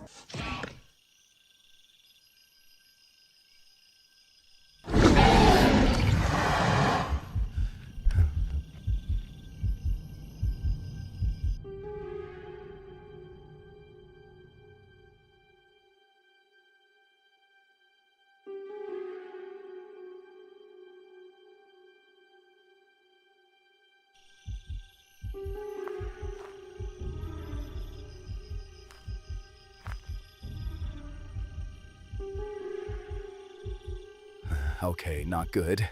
Just back away slowly, Robbie. Keep your eyes on the enclosure. Oh my god. The moment I hear a roar, then notice a track just bolt out of there because she heard something, I'm going back to the Jeep. I don't want to jinx it, but I don't think Robbie's gonna die here. Since it is a very young animal and inexperienced, even Robbie might be able to distract her long enough so he can get back into the car, where he could just drive off or scare it away with the horn and lights. But again, I don't want to jinx it, and I think Muldoon would actually be depressed. It would kind of be funny if this thing just rolled over in front of Robbie though. Almost never gonna happen, but it gives Poppy vibes for some reason. But that's the end of this log here. We pan to Muldoon's point of view this time as he's panicking after seeing the fence being chewed through with the young female nowhere to be seen. In desperation, he calls Ray to try and track down the young female, and Ray goes over every timestamp from the time she escaped and to Muldoon's dismay, she's right next to the only person in the field he truly trusts. Robbie's there. What? She's heading for him. Robbie. Ray, animal out of containment. Send a capture team to the raptor enclosure immediately.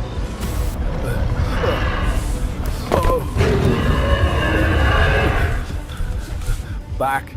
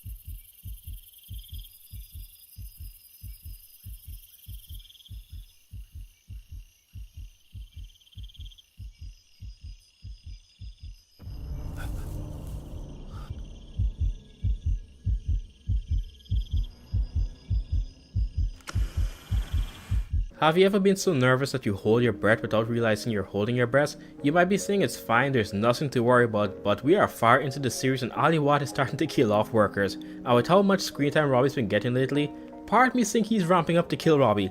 It's like when an anime names their episode after the character and they die in the same one. But at least for now, Robbie just managed to escape and hide behind a tree. The flashlight really did come in clutch for this one, and even though I'm not sure if it would be that realistic, I can somewhat believe the young Metri's reaction. In previous episodes, car lights would make them back off, meaning that they are keenly sensitive to bright lights, and the youngest one here likely got heavily dazed after a mini sun would flash in her face for a few times, giving Robbie just enough time to escape and hide behind the tree. And before all of this, you can tell how worried Muldoon was for Robbie's safety when Ray told him where the Metri was. Muldoon sounded as though he was about to lose everything, and he kinda was, because Robbie himself has saved Muldoon a few times before, and has followed Muldoon into spaces other workers won't. So whether or not Muldoon spends the rest of his time here being depressed depends on what Robbie does next.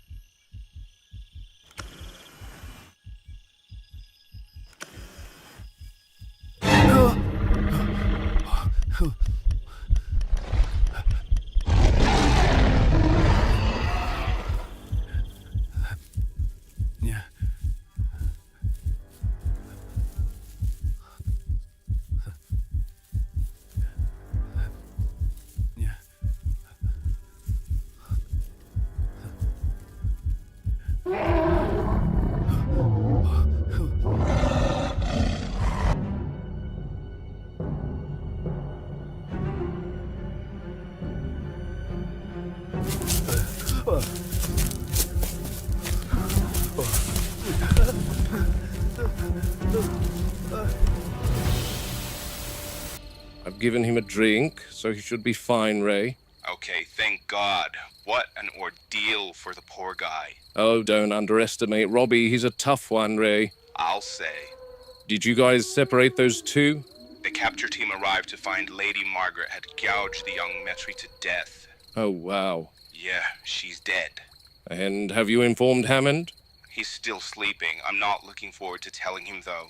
Okay, we'll head over in a little bit. Robbie and I have some catching up to do first. Okay, I need to get a crane over to them, so I'll see you later, Muldoon. All right. At this point, Hammond is losing dinosaurs faster than he can make them. Okay, not really, but he's losing a lot. And he kinda only has himself to blame for that. I mean, the raptors played a big part, but There being a wild population in the first place was due to poor security and infrastructure, not to mention Henry's thinking the dinosaurs cannot reproduce, so even though I'm not that much of a fan of Ray in this series, I kind of feel bad that he has to tell Hammond that another major dinosaur died. So now there's only 2 out of the original 4 Metries left. The entire outcome was almost certainly due to the juvenile's overconfidence. I doubt Mary or the other adult Metri would have went head on into a trike, but this young Metri likely thought she was a lot stronger than she was and just went through with it. But once again, the flashing lights bought Robbie some time for him to escape, but in doing so, he took a lot of stress off Muldoon's back, and the most heart-to-heart conversation we've ever seen takes place moments later. She popped up near the raptor enclosure. 1 second I was on my feet, next second I was scrambling on the ground. I kept thinking if I had just a few extra seconds, I could have made it to the Jeep and gotten out of there. When you have to make a decision in a fraction of a second, that's when panic sets in. I made a break for the trike enclosure. I could hear it moving around me, branches snapping, then nothing. Silence. Worse than any noise. Every instinct was telling me to just run. Good thing you didn't. Almost certainly would have been your demise.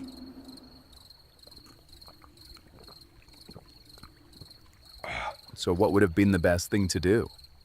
It depends on the animal. Most lion attacks are bluff charges. Not all, but many.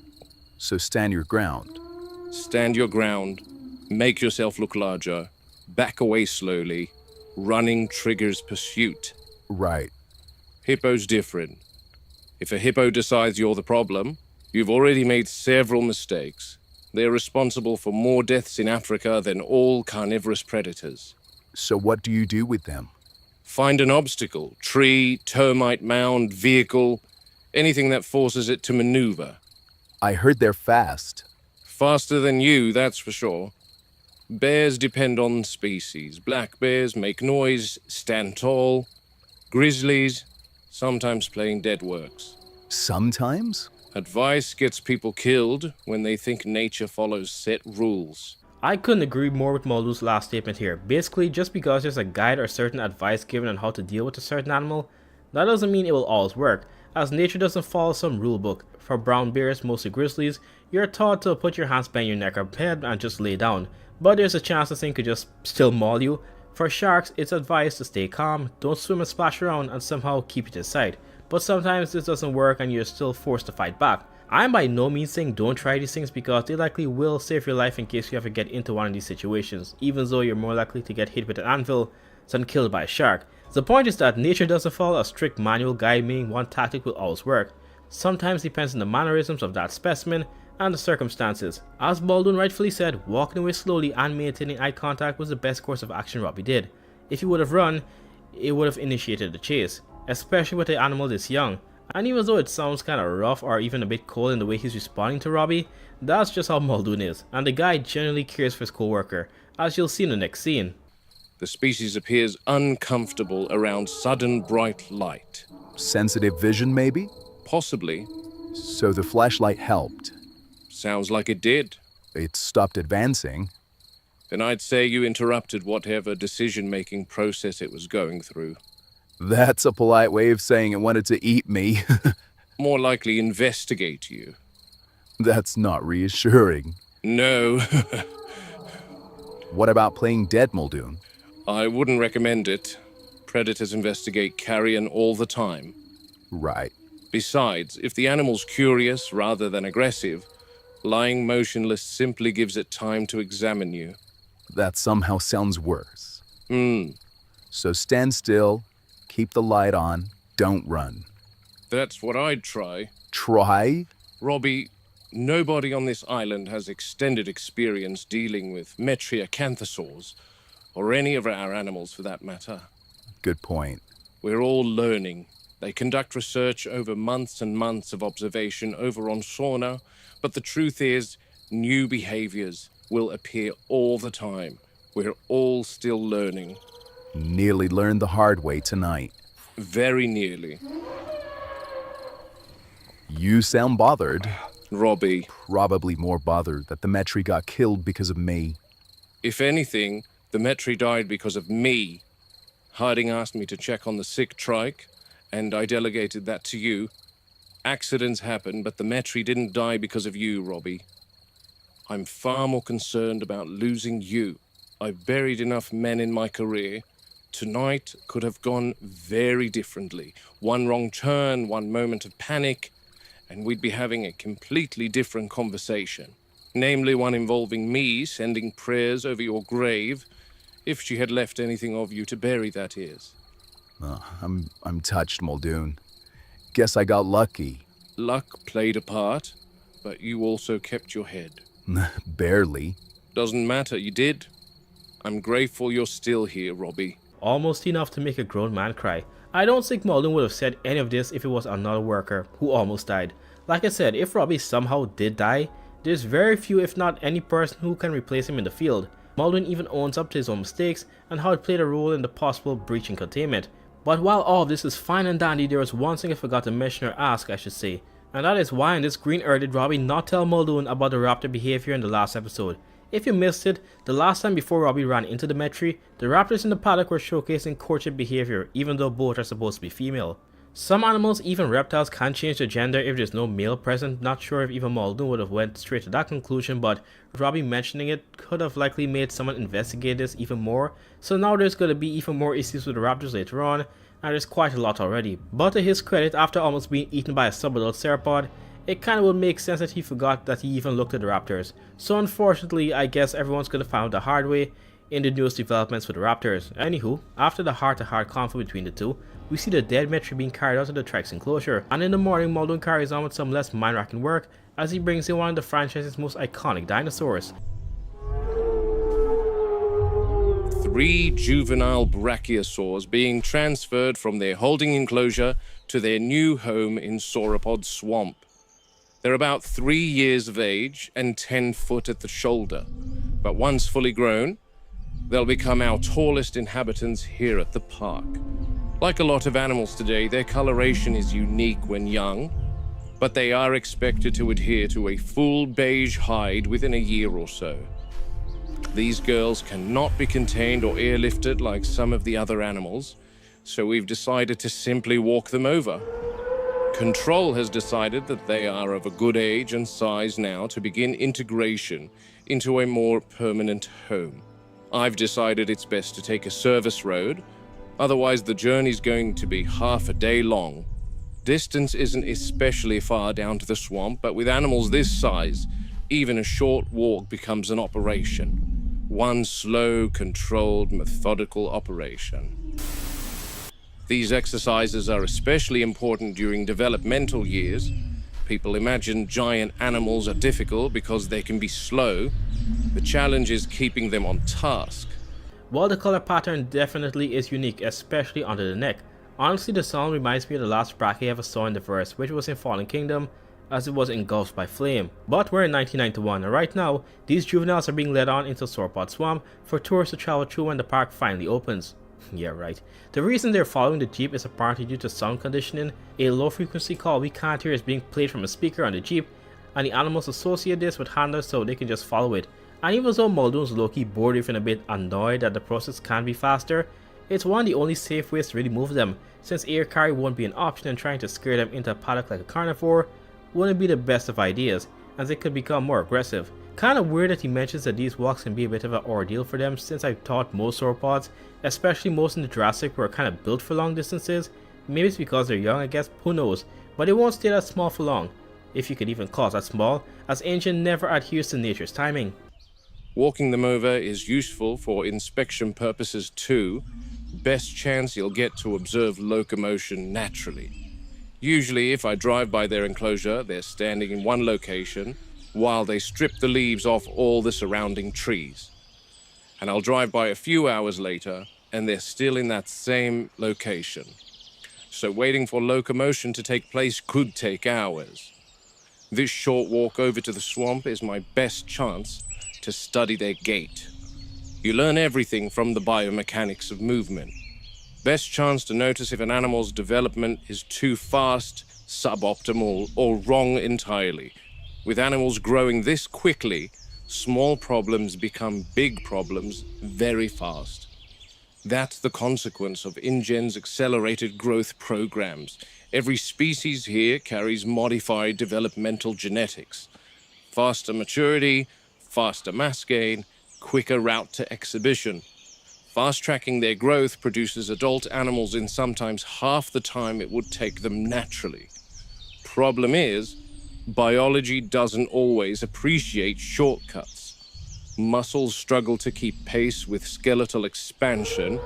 Organs compensate under enormous metabolic strain. The genetics lab here is tasked with producing park-ready animals, and the animals are tasked with growing ahead of what their metabolism was designed to handle. And the worst effects will always be seen in the larger of the animals. When Muldoon talked about sped-up growth, all I thought of was the mosasaurus. Remembered how it more than doubled in size for like 5 years, but at least it had a medium to support its bulk. When you're an animal who has to be over 40 tons on land, however, sped-up growth can rightfully be a major issue, as Muldoon mentioned. The muscles can be left behind and even be underdeveloped compared to the skeletal growth going on. And it kinda reminds me of roids a bit. You could correct me if I'm wrong, but I think the reason most people who are on juice are more prone to tearing their muscles is because the tendons can't keep up with the accelerated muscle gain. Muldoon said it best when he mentioned that it would be naive to think the park has these animals' best interests at heart. Most of it is based off of profit, so there's not much you can do there. The next big thing is going to be the young brackies being introduced to the adult Apatosaurus, who according to Muldoon are several times bigger, and one well-placed tail swipe could break a young brackie's back, because despite what a lot of the general population thinks, for some reason, herbivores can get really aggressive over territory, even amongst other herbivores. And since these Apatosaurs have been established here for a while, they likely have marked out their designated feeding areas and so on. So this new species could be seen as competition, so during the introduction, serious monitoring will be taking place for weeks. And that's the end of that. A happy ending for an episode to start off as a gut-wrenching one. At least, that's what I would want to say, because as one park member survives, another unfortunately doesn't have the same luck. Try it now, Mr. Arnold. It's all set on my end, Sam, but you'd have to test the controls from the switchboard. Am I permitted to do so? Yes, I've granted you permission. Okay, and Mary and friends are all in the carnival house? All inside now. I've got eyes on them. Okay, I'll give the gate a go and radio you if it works. Radio me if it works or doesn't work, Sam. Yep, sure thing, Mr. Arnold.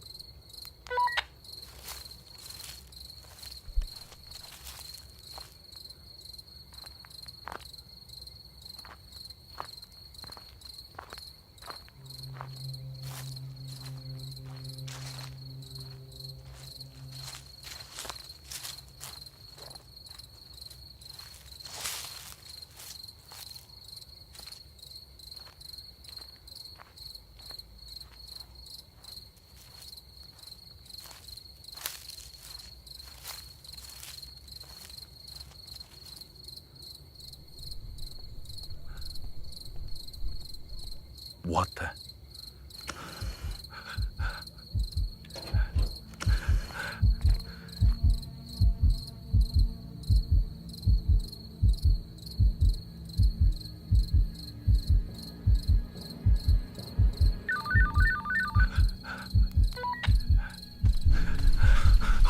Không nghĩ cái lật.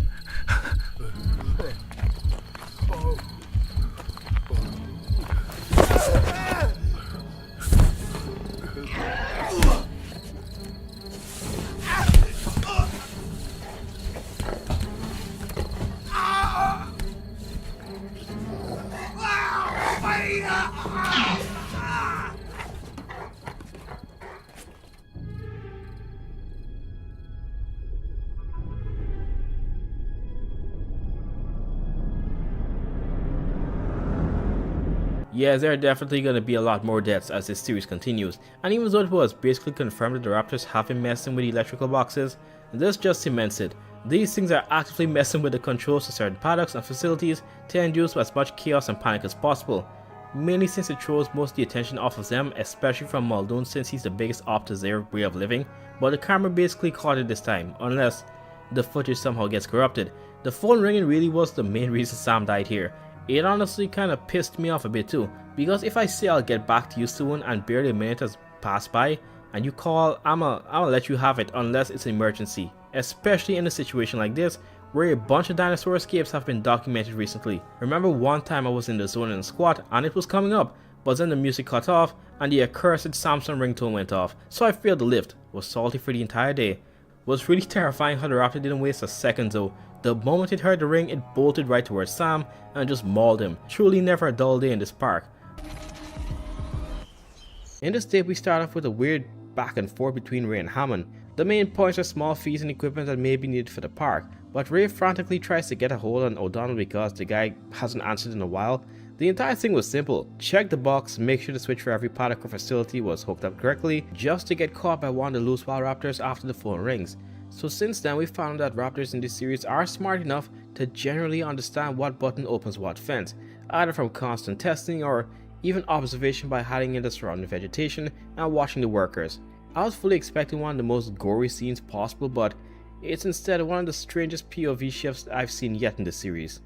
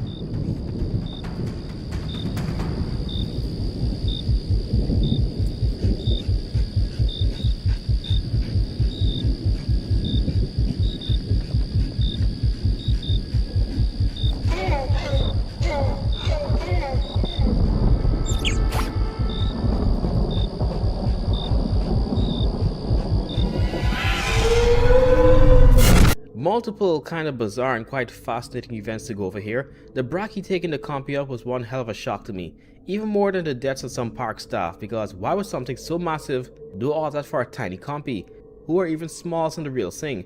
Now there are juveniles but are still multiple tons. Yes, just because you're big and a herbivore doesn't mean that you'll be this giant bundle of multi-ton joy.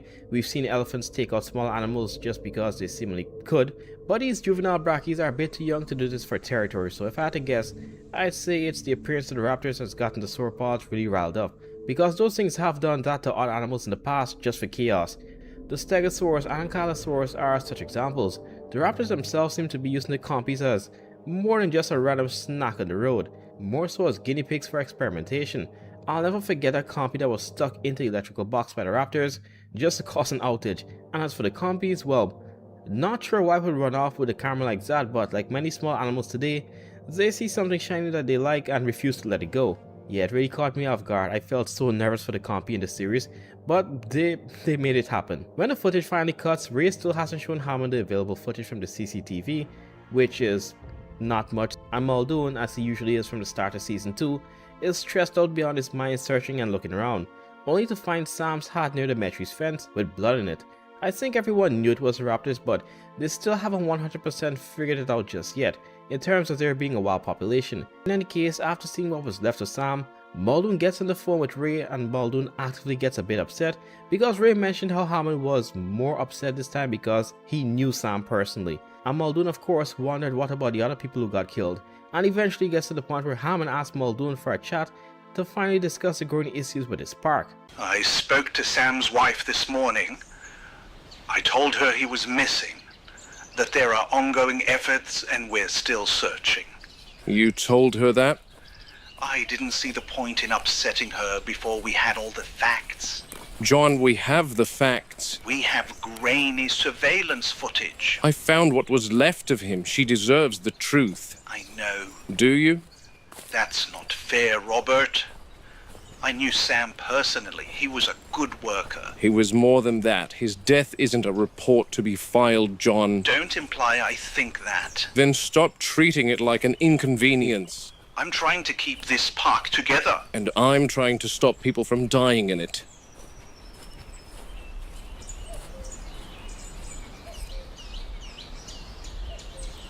I'm at the north fence line.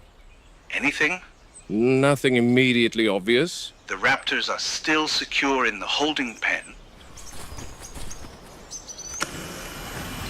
Yep, I can see them. Then how did it happen? That's what I'm trying to figure out. Love that. You saw how they all just started to look away when they realized Muldoon was watching, pretending like they aren't staring into his soul at first, which goes to show that under the most normal circumstances, they will always observe Muldoon.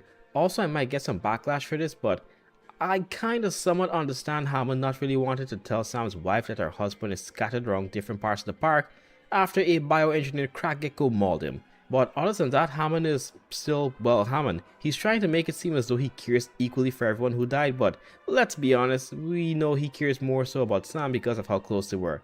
And again, I somewhat understand. Because if someone you knew somewhat close at work died, you'd be more taken aback compared to others who died that you didn't know that well. I mean, you're sad the other people are gone, but you're gonna feel more so for the person you knew personally or more closely. There was also a point in the conversation when Muldoon responds to Hammond saying that he's trying to keep people in the park alive. The silence was really loud over that, even made Muldoon say something, but obviously he can't address it up front, so he says that he's on the north side. Meaningless info because if Muldoon had found anything, he would have just told Hammond. Bro was just like most of us. Mentioned something else to continue a convo that got awkward. After that, there's eventually even more back and forth between the two, especially about guns, as Muldoon wants a lot more firearms, while Hammond doesn't want his park to look like a military base. Robert, more of your alarmism. I'm serious. You sound like you're preparing for war. I am. Against complacency. I also want a mandatory meeting with all staff. About what?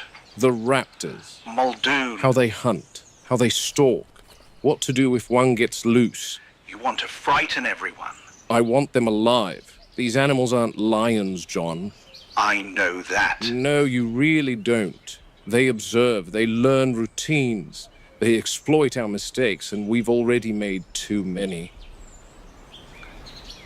Do you know what frightens me, Robert? For years, I believed this place would work. Every setback, every problem, I told myself it was temporary. That's because you're a believer, John. Yes. And now? Now I'm wondering whether belief is enough. It isn't.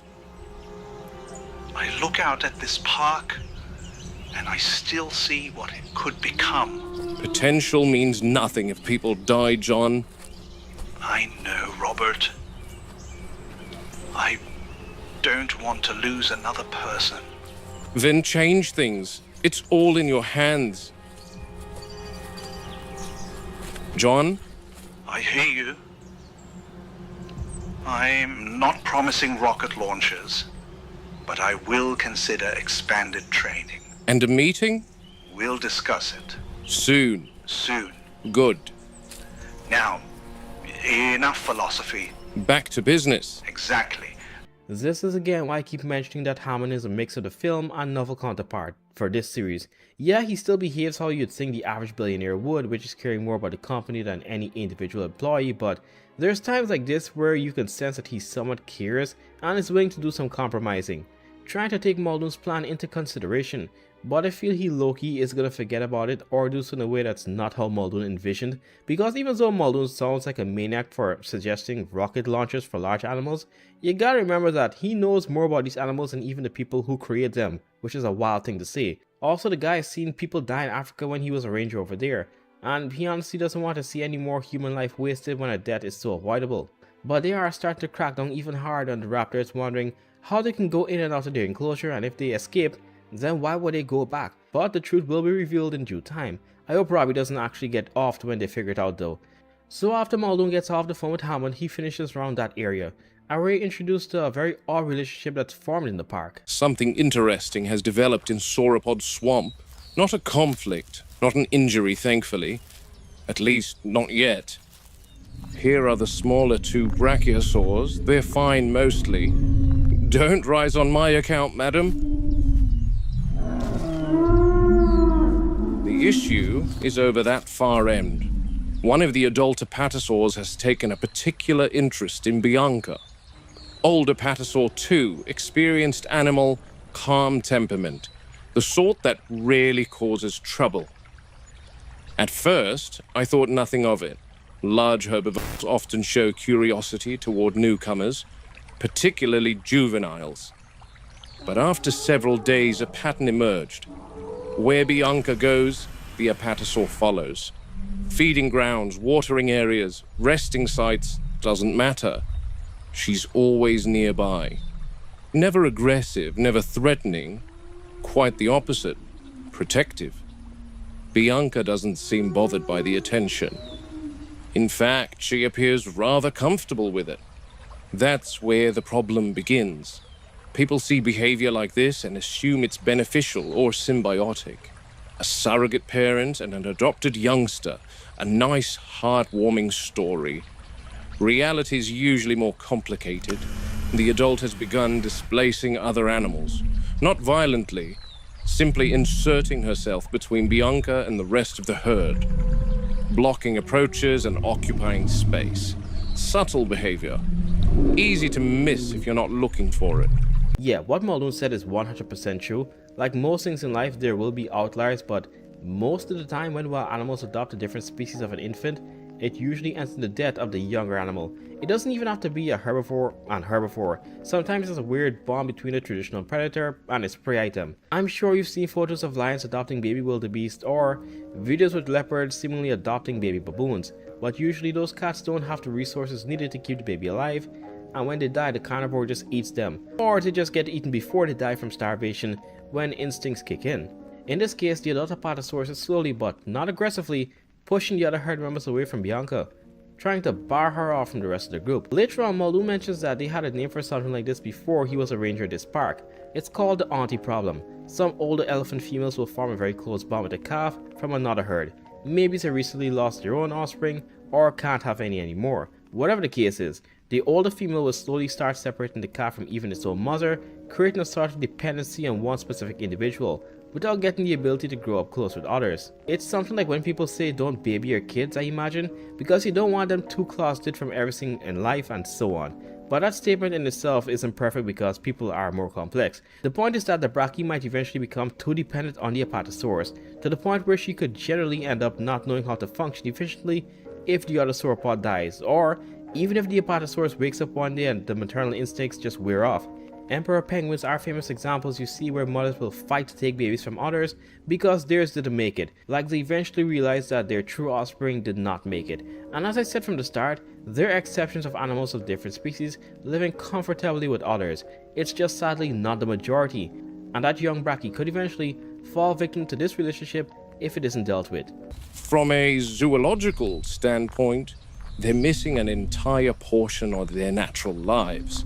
Yet, here we are, an older female exhibiting what appears to be maternal behavior toward an unrelated juvenile, one of a different species for that matter, which suggests the instinct never disappeared. It simply never had an opportunity to express itself. The unfortunate reality is that these instincts can become misplaced. In nature, a calf eventually grows independent. A mother gradually loosens her attachment. The herd adjusts around that process. Here, the relationship isn't built on natural family structure. It's built on circumstance. The older sauropod is investing energy and attention into an animal that isn't hers. And the juvenile is receiving reassurance from an animal she was never meant to depend on. That's the danger of the auntie problem. It's a perfectly natural instinct expressing itself in an unnatural environment. See how it's slowly pacing Muldoon? Like there's no direct aggression, just enough of reaction to let Muldoon know that, well, to keep his distance from Bianca, or at least it's expressing that Muldoon being so close is making her uncomfortable, which is a lot more grace the sauropod show compared to a video titled The Sauropod Swamp Incident, one of Ali Wada's older videos. I mean, this Apatosaurus, like others, have been here from the start of the series and have likely interacted really close with Muldoon since they arrived at Nublar, which likely worked in his favor in not getting stomped out by one of these things. Like the gesture does seem a bit adorable, but as the warden said, the instinct is natural, the setting is not. Both are sauropods, but they are different species and individuals from different age groups that haven't had that much time together. Large herd animals today sometimes act as support parents for babies born in their own herd since everyone looks out for everyone, but it's unnatural for two different species with an age gap this significant to form this kind of bond, since the brachy being so dependent on the adult Apatosaurus could be dangerous, which eventually led to Muldoon and some others discussing eventually on somehow separating the two, or trying to limit some time together, not to necessarily destroy the relationship because cohabitation is needed for this section of the park. It's just enough so that this brachy doesn't become too dependent on the Apatosaurus and its presence. Instead, she'll spend time with the other brachyes and adjust feeding schedules, and since the brachyes and the bond is so young, it should be able to get corrected eventually. And in the next POV, we once again cut to Muldoon. However, we're now seeing a weird pattern that was officially shown around 2 episodes back. The juvenile's growing quickly, faster than I'd like. Growth spurt, perhaps? Appetite's increased, confidence too, and with confidence comes attitude. Against the adult? Mostly. That's very ballsy of her. The dynamic's becoming more aggressive. Honestly, that part doesn't surprise me. Juveniles challenge adults. It's normal during maturation. Even 2 females? Actually, that's the part I'm struggling with. Territorial aggression at that level is usually more pronounced in males. Competition, dominance, mating access, the usual story. Just ask Tony. He sees it constantly with the male Rexes on Sorna. Makes me wonder if there's more going on behaviorally with the Rexes than we understand. Wouldn't be the first time. Where are you now? Main road, waiting on a delivery. God, the deliveries have to occur at night? Site B loads them onto a ship, and whenever they arrive, we poor saps have to be ready to receive. You sound thrilled. Speaking of the juvenile Rex, she's just been watching me the whole time. Oh yeah?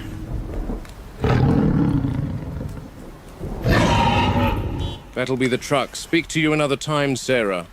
No problem, Muldoon. Stay safe. All right. Okay, so like 2 episodes back I think we saw 2 raptors from the pen engaging in what appeared to be a mating display like the raptors we saw on Sorna, but the only issue is that these here in Nublar were all originally female. Now, no one in the series knows that the raptors are displaying this behavior because Robbie forgot to mention it after almost getting eaten by a Metri, but the conclusion was that the raptors may be changing gender due to the absence of another, or at least that's likely the case because animals in this franchise can reproduce asexually. In real life they can, but very rarely. The reason I bring all this up is because I don't remember that juvenile Rex looking that green. Even with lights on her, it's starting to look more like bucks shading. And also Sarah mentioning that the males usually behave this territorial and not the females, which in this verse seems to be the case because in real life, females of the same species will throw down with other females in the territory because they likely have offspring they need to protect. So just them mentioning that and the sketchy off-green is making me think that the Juvie Rex is changing her gender. Only issue is that I'm not sure if that can happen while she's not fully grown, but hey, we'll find out in later episodes. For now, Muldoon is out at night with all the bioengineered nightmares waiting for a truck, which delivers him more stress than relief. All right.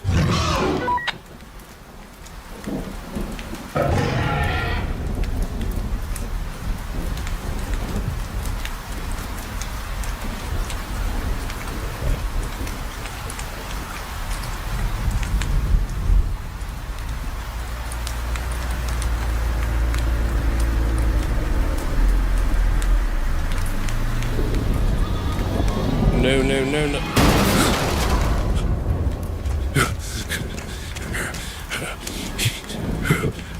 Nick, are you all right? What's happened? Stay inside.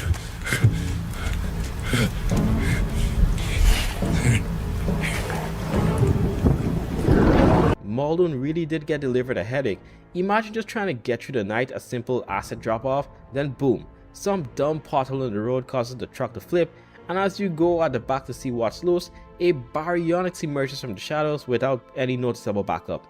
But I'm not gonna lie, I won't act too shocked because I've seen Muldoon get out of way worse so far and he's still standing, so I think he should be able to somehow escape this. And I'm just excited because we finally see baryonyx, since these things were never on Nublar during the original movie or before. They were first on Sorna before being introduced to Nublar in Jurassic World.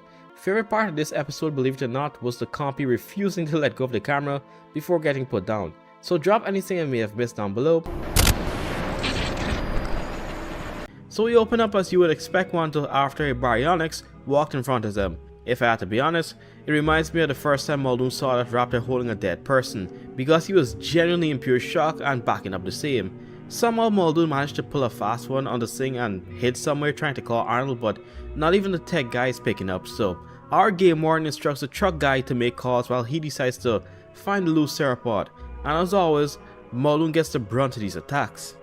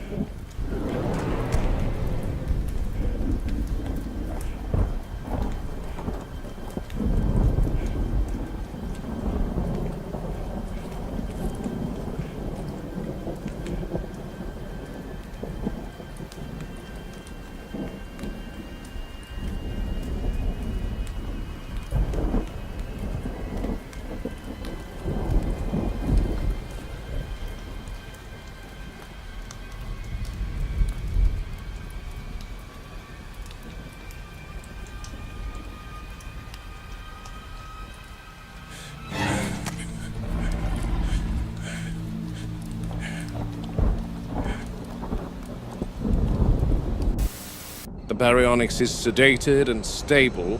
She's breathing well. Heart rate's elevated, but not dangerously so. That entire encounter may have been the calmest Muldoon ever had when it comes to dealing with a loose carnivore. The juvenile Rex suddenly roaring would have probably did it for me though. Remember being scared out of my mind once and my dog at the time decided to surprise chest bump me from the kitchen. It was a Doberman, so all this small version of me saw was a giant dark thing jump at me from the corner. Later it's revealed that the animal needs to be checked up and stabilized because it likely suffered a concussion and a few other things when the truck tipped over. You ever notice that when someone reports an alligator or something when the wildlife rangers come, it's almost always in a holdout part of the ground or a place where vegetation is there with no water available? Like they will just plop up against your fence tucked away as though it's normal. Not quite sure if the baryonyx has a calmer temperament which allowed for this entire situation to go so smoothly, or if it's purely just injuries, as Muldoon gets into just because of how calm the specimen is. So Muldoon leaves the piscivore to go and get treatment and instead deals with the very bane of his existence in the park, the raptors. Overview. Useful but not precise. This unit is more practical. Lets us isolate fence performance in granular sections, down to the meter. Microfractures in insulators, corrosion in the wiring, current leakage through wet grounding points, the sort of wear and weather damage that doesn't always trip an alarm, but still weakens the fence enough to matter. And with animals like these, weak enough is all they need. The objective is straightforward. Find any weakness in the current. Any section weak enough that our friends inside could push through, or otherwise traverse the wires without receiving a full charge. I'm almost certain one of the raptors here got out and killed Sam. The question is how? The raptor from the electrical substation and the one I shot on the river, those remain troubling anomalies. I still can't account for them. More and more I'm beginning to suspect something unusual is happening during transport from Isla Sorna. Some kind of containment anomaly, human error, mechanical failure, or something worse. That's a separate matter. But first things first, I need to determine whether these girls have found a way out of this enclosure. They've tested fences for as long as I've known them.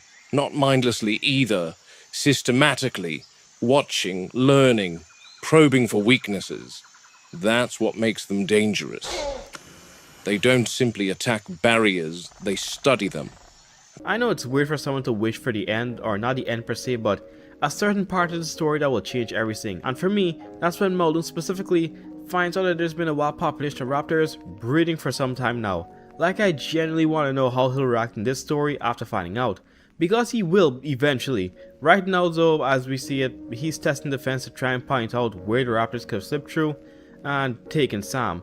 But as I said, poor Muldoon doesn't understand that there's an entire population outside of the fence. So he's still stumped on why they would kill someone and then re-enter confinement. That's for another time though, because right now, the raptors still troll the game warden whenever they get a chance. I'm not sure which possibility concerns me more.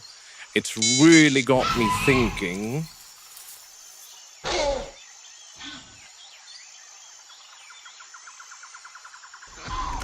What are you doing?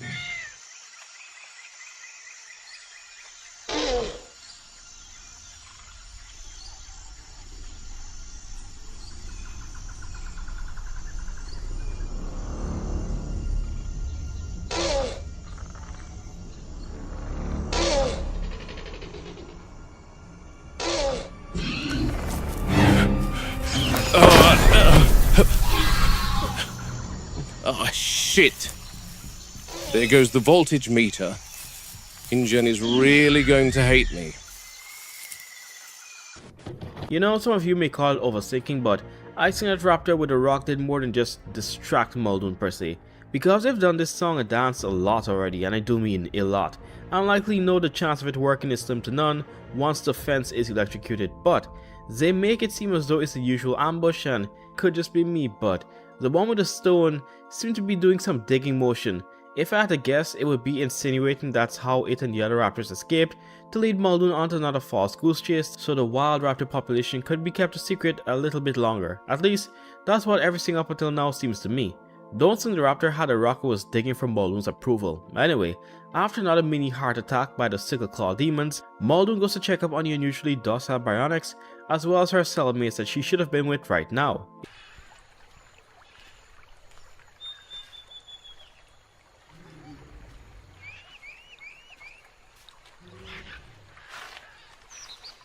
Here she is. Jerry's had a chance to see her again this morning. She definitely did suffer a concussion, at minimum, possibly vestibular trauma. The past couple of days she's been behaving like an animal that's lost its sense of balance. Disorientation. She was fittingly named Daisy. If there's swelling in the brain or internal bleeding, her condition could worsen very quickly. But Jerry's apparently quite confident that the bleeding has stopped, confirmed by imaging of her skull. We're keeping her here in this holding pen alone for the moment, and on Jerry's say-so, we'll be moving her into the baryonyx exhibit, where she'll be reunited with her penmates. They arrived here from Sorna yesterday without issue. You know, this is something that's done even among social animals, wolves, primates, etc. Sometimes they're just separated from one another if they're injured.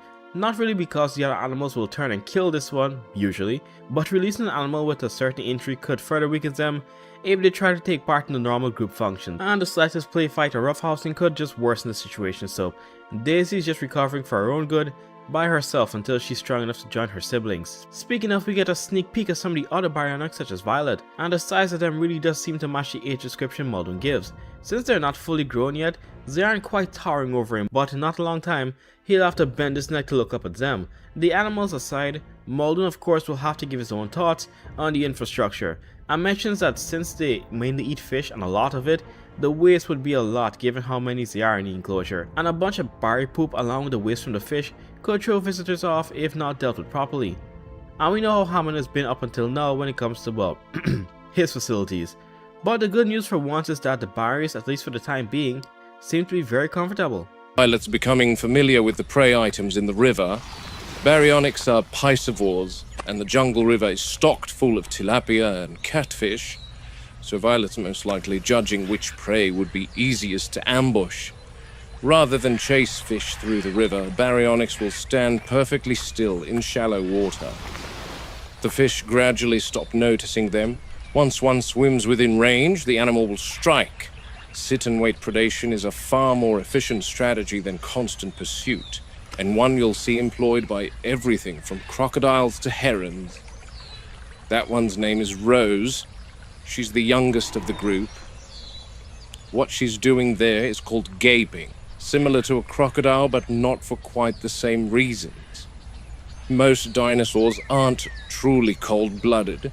We believe they produce a fair amount of their own body heat. But in this tropical climate, they still need to dump excess heat. Holding the mouth open exposes the moist tissues of the mouth and throat, helping them cool off. Never did I think Muldoon would acknowledge that at least something in the park is working decent. But knowing the plot twists we've been shown so far in the series, I wouldn't be surprised if in like episode 20, all of the barriers got poisoned by some chemical leak. That sounds really dark and random, but things are going along way too well in the episode so far. My ranting aside, that mouth open motion could also just be used to remove parasites with the heat, since leeches would likely cling to those areas more often than not. Also like how they portray the baryonyx here as more of a wader, like a heron, than something that actively is swimming out for fish. But Muldoon takes a break from the surface on his search for the final baryonyx, and in one tank lies a tank which was home to many baby marine reptiles back then, but were killed off due to poor management, and the other side is the Barry's tank, which just looks like a murky freshwater habitat. So while Muldoon's still a bit upset over the baby plesiosaur, the largest member of the baryonyx group makes herself known.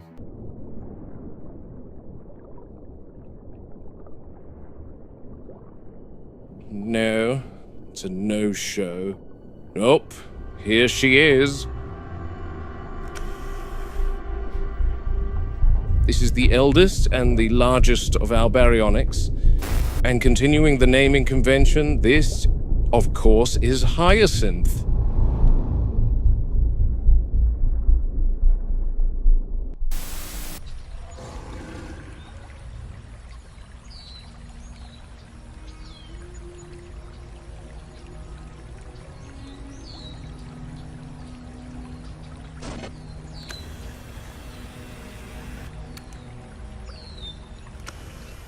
Apart from the mishap the other night, I like it when things just work out.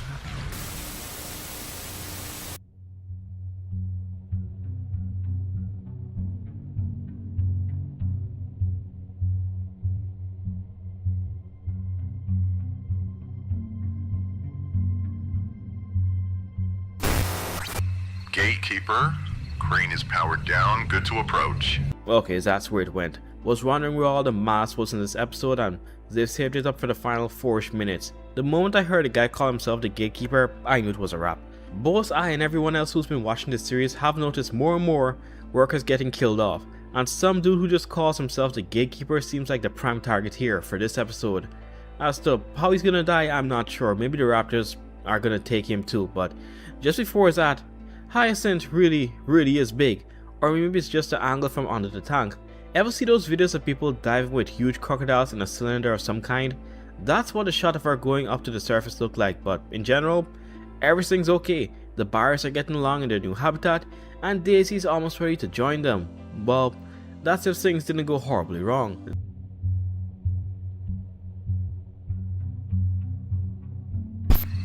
Okay, done.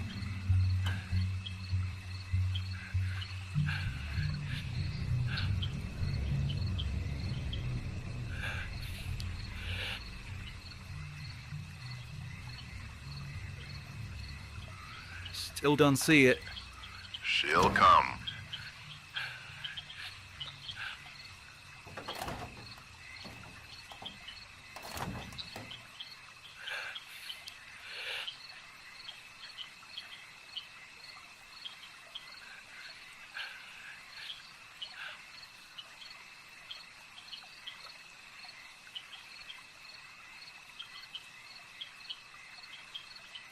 soak. I'm just waiting on her to get inside.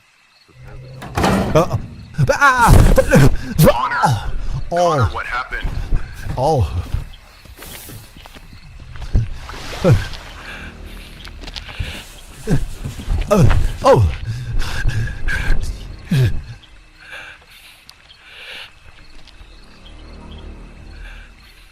Connor, get into the container. We'll raise you up.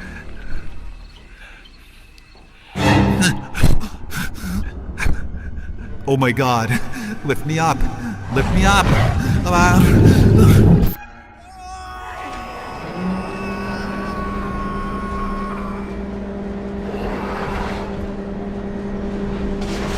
Definitely one of the most diabolical I've seen so far. Imagine a dinosaur pushing you off into the enclosure of a bigger, meaner dinosaur. Because I think we all know a wild raptor pushed him, right? Like there's nothing else I can see. Their main goal seems to be to cause as much chaos as possible. Not just to keep attention off of them, but also throw Muldoon off because he's the biggest threat to them aside from... Nope, he is the biggest threat to them. Kinda was the gatekeeper's dumb thinking that got him killed though, because there's no way you could see the container meant to hold the animal and trap yourself in there. At least outside you know you could jump around and dodge. His fate was sealed the moment he walked into the crate, and somehow Muldoon is gonna have to take the full brunt of this new death, further frustrating the game warden, but we'll have to wait until the next episode to find out. Unlike most other episodes, we don't pick up from the last time. Here, we see Muldoon observing the adult Rex and she seems to be behaving more restless than usual. Muldoon knows that after such a large meal like a cow, she tends to be lethargic and just sleep it off. But this time she appears to be visibly upset. Maybe a stomach bug, infection, who could say? But Muldoon would get his answer soon enough with the help of the park's smallest resident.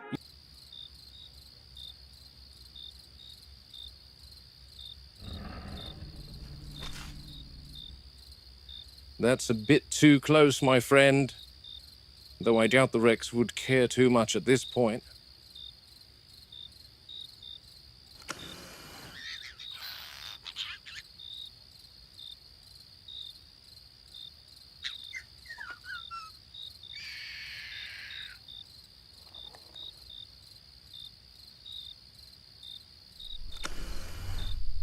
Hold on a moment. Oh, I see what's happening here. Compies are scavengers, but they're rather more useful than that. They perform a valuable service. Bits of meat become lodged between the teeth after feeding, in places where a Rex can't possibly get to. The compies pick away at those scraps, along with parasites and dead tissue around the gums. It's a simple symbiotic relationship. The compies get an easy meal, the Rex gets cleaner teeth and a reduced risk of infection. Rather like the oxpeckers I used to watch, riding buffalo in Africa. Everyone benefits. The Rex was bothered because she had something lodged in her gums. Perhaps a bone fragment, and was causing her pain. Muldoon. You know, that is crazy. Like, the compy in this verse are some of the most useful and abused dinosaurs in the island. If the raptors don't mutilate and stick them into electrical box, then everything else just views them as a pest most of the time. But as we see here, exceptions can be made. Something interesting about the whole teeth cleaning thing is that it makes sense given the time of the recording. Remember there was an episode a while back where they were trying to figure out some sort of bacteria and Komodo dragons came up? Because in the 1900s and early 2000s, people used to think they used bacteria instead of venom. And also during this time, the myth of birds cleaning the mouths of crocodiles was still very common. The oxpeckers thing with buffaloes and rhinos is true, though it's more malicious now that we know the birds prefer the host's blood over tick. But the crocs opening their mouths for birds to clean is widely considered a myth now, or it's just extremely rare. Only living thing moving in a croc's mouth when it opens it are leeches and other pests when the sun hits them. But Muldoon is quickly cut off from all that when he has to go and check up on Daisy, the Baryonyx, who we saw attack a guy in the last episode just before it ended.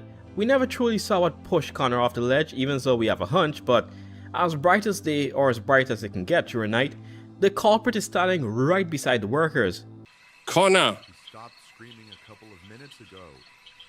On my word, lower the crate.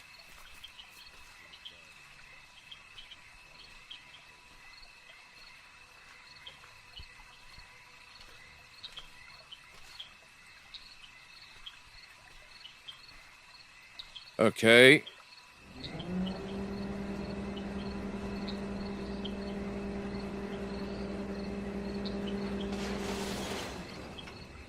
Now slowly turn it to the left.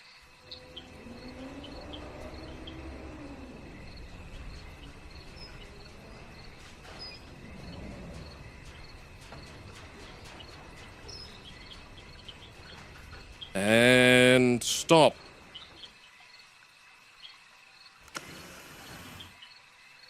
Connor?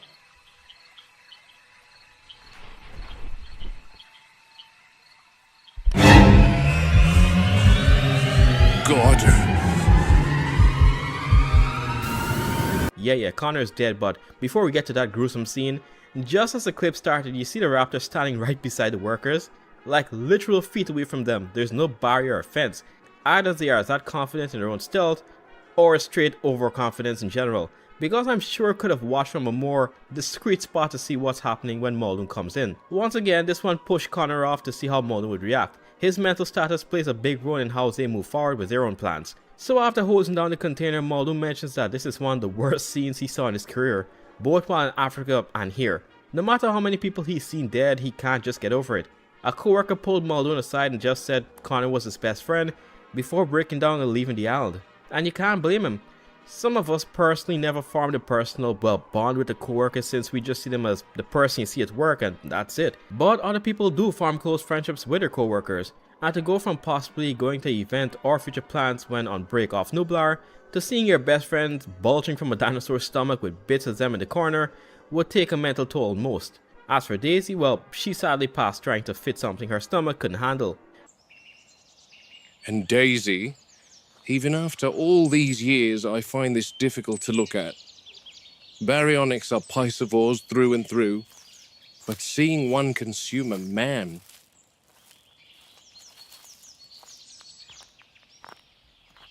Her abdomen is enormously distended. I don't think I need to say what's inside, though the meal appears to have killed her. Large reptiles occasionally overestimate what they can safely swallow. Similar cases in pythons attempting to consume deer too large to digest efficiently. Crocodilians have likewise been found dead after taking prey beyond what their bodies could reasonably process. The digestive system simply reaches its limit. Combined with the stress of capture, transport, and her existing injuries, it's proven fatal. The first thing I thought about when I saw Daisy's stomach was the image a while back where a Burmese python basically exploded trying to eat a big gator. This was like during the peak of the so-called invasion, early 2000s, when the headlines about man-eating snakes loose in Florida were all the rave. I do like that it's not just the sheer size of the meal that killed her, but possibly her digestive system. Muldoon mentions that apparently these barriers are supposed to be nearly strict piscivores. I'm sure she could eat normal meat, but so much in one go would be too much for her body.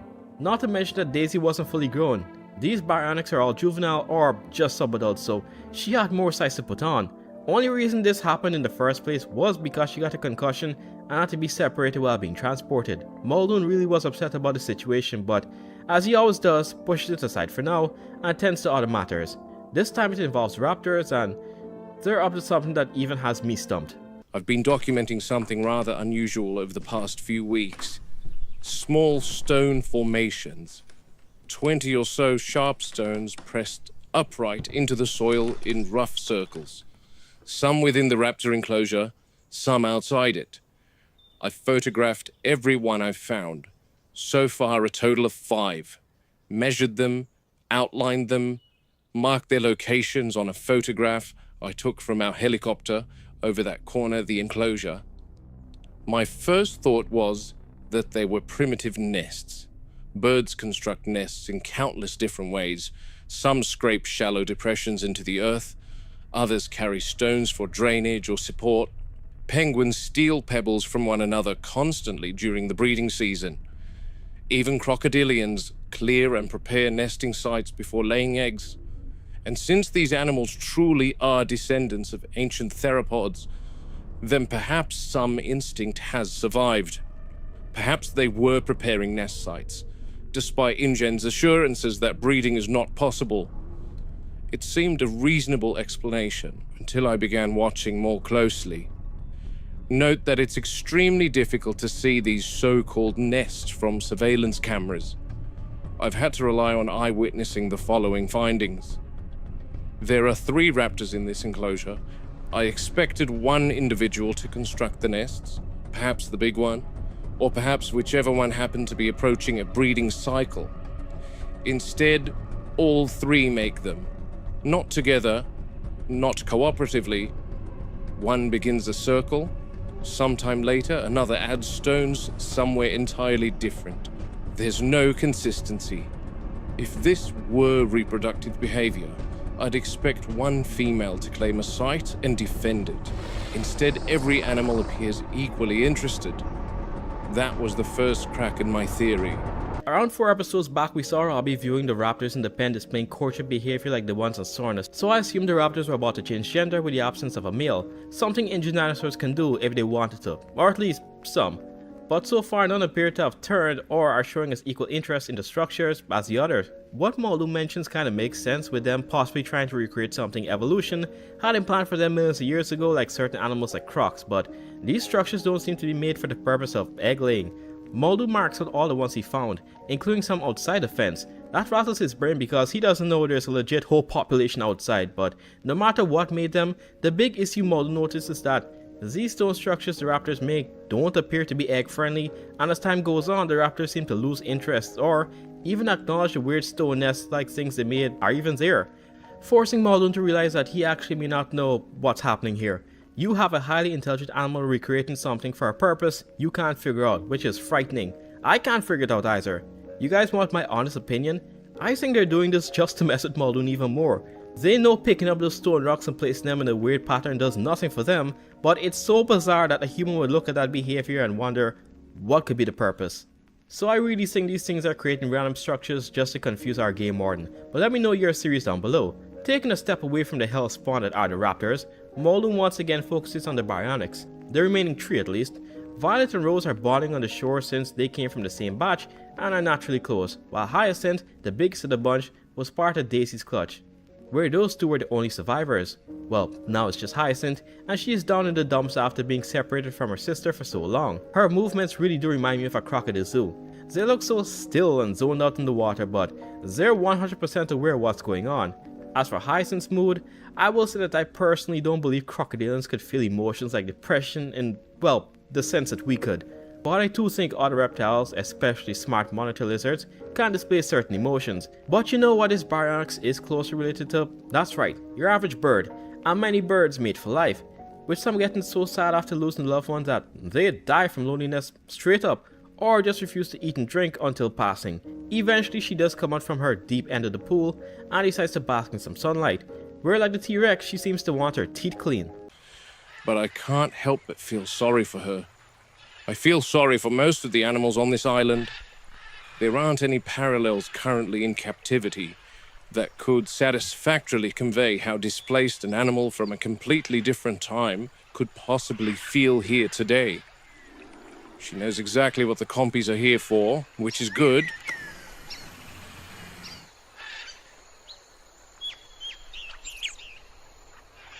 These little guys are utterly fearless, but I don't think she's going to find anything in there.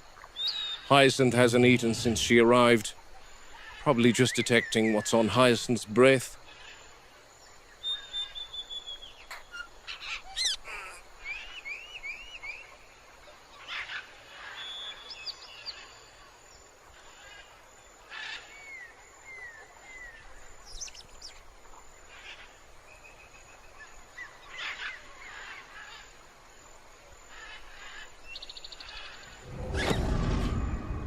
Oh God. Well, there's her first meal. I knew the compy was gone the moment Muldoon reminded me that Hyacinth hadn't eaten anything since she came here. I guess she was basking normally and saw an opportunity when the compy was close by. Didn't hesitate at all. I know the compies themselves are responsible for some of the most messed up kills in this franchise, but damn, in the Muldoon Logs they are violated. As for Hyacinth not wanting to hang out with the other 2, think of it like your friend group. Though you may not want to admit it, there's someone who you're closer to than the rest. So it's like losing that person while everyone else inside the group still has their person. Moving on from the sad semi-aquatic sauropods, Muldoon goes on to visit some ankylosaurs. One in particular is apparently sick, according to Harding. Throughout the interaction, Muldoon simply jumps the fence and starts walking over to the sick animal. Love his relationship with some of these herbivores in this island. Muldoon himself mentions how deadly herbivores can be, of which he is 100% right, but I love most of his interactions with them. Things like the Parasaurolophus, Triceratops, and even the Ankylosaurs have sort of curious look to them when Muldoon visits. Nothing aggressive, it's like, oh, the man with the hat is in again. Anyway, Muldoon gets to look at the animal Harding called about, but what he finds, I wouldn't wish him my worst enemy. Okay, maybe I might. Small errors in the reconstructed genetic code can sometimes influence how an animal develops. In modern captive breeding, we occasionally see congenital abnormalities, and genetic engineering introduces another layer of uncertainty entirely. Most of these differences are minor, but every now and then they affect skeletal growth, armor development, or overall body proportions. It's a reminder that bringing an extinct animal back to life is only the beginning. Ensuring it develops normally, that's an entirely different challenge.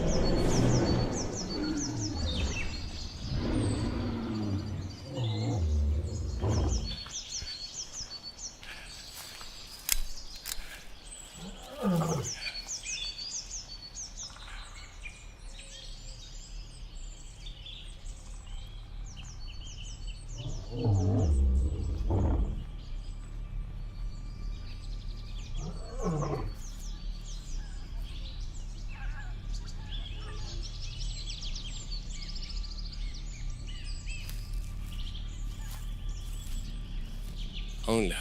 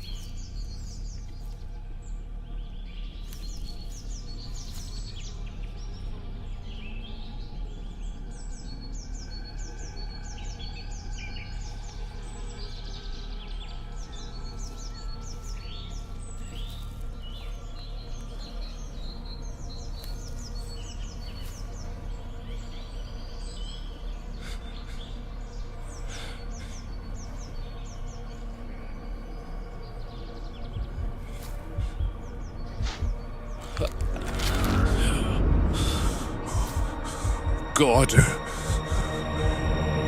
First thoughts? Troodon. Remember those nasty little things that would paralyze you and lay eggs inside your chest while still alive?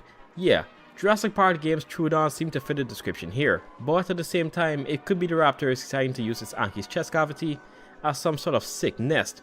Really important detail that shows Muldoon's experience was his reaction to the other animals standing on edge. The moment they stood still and pointed in one direction, Muldoon was locked in. He likely knows how herbivores behave when they sense a predator from his time in Kenya.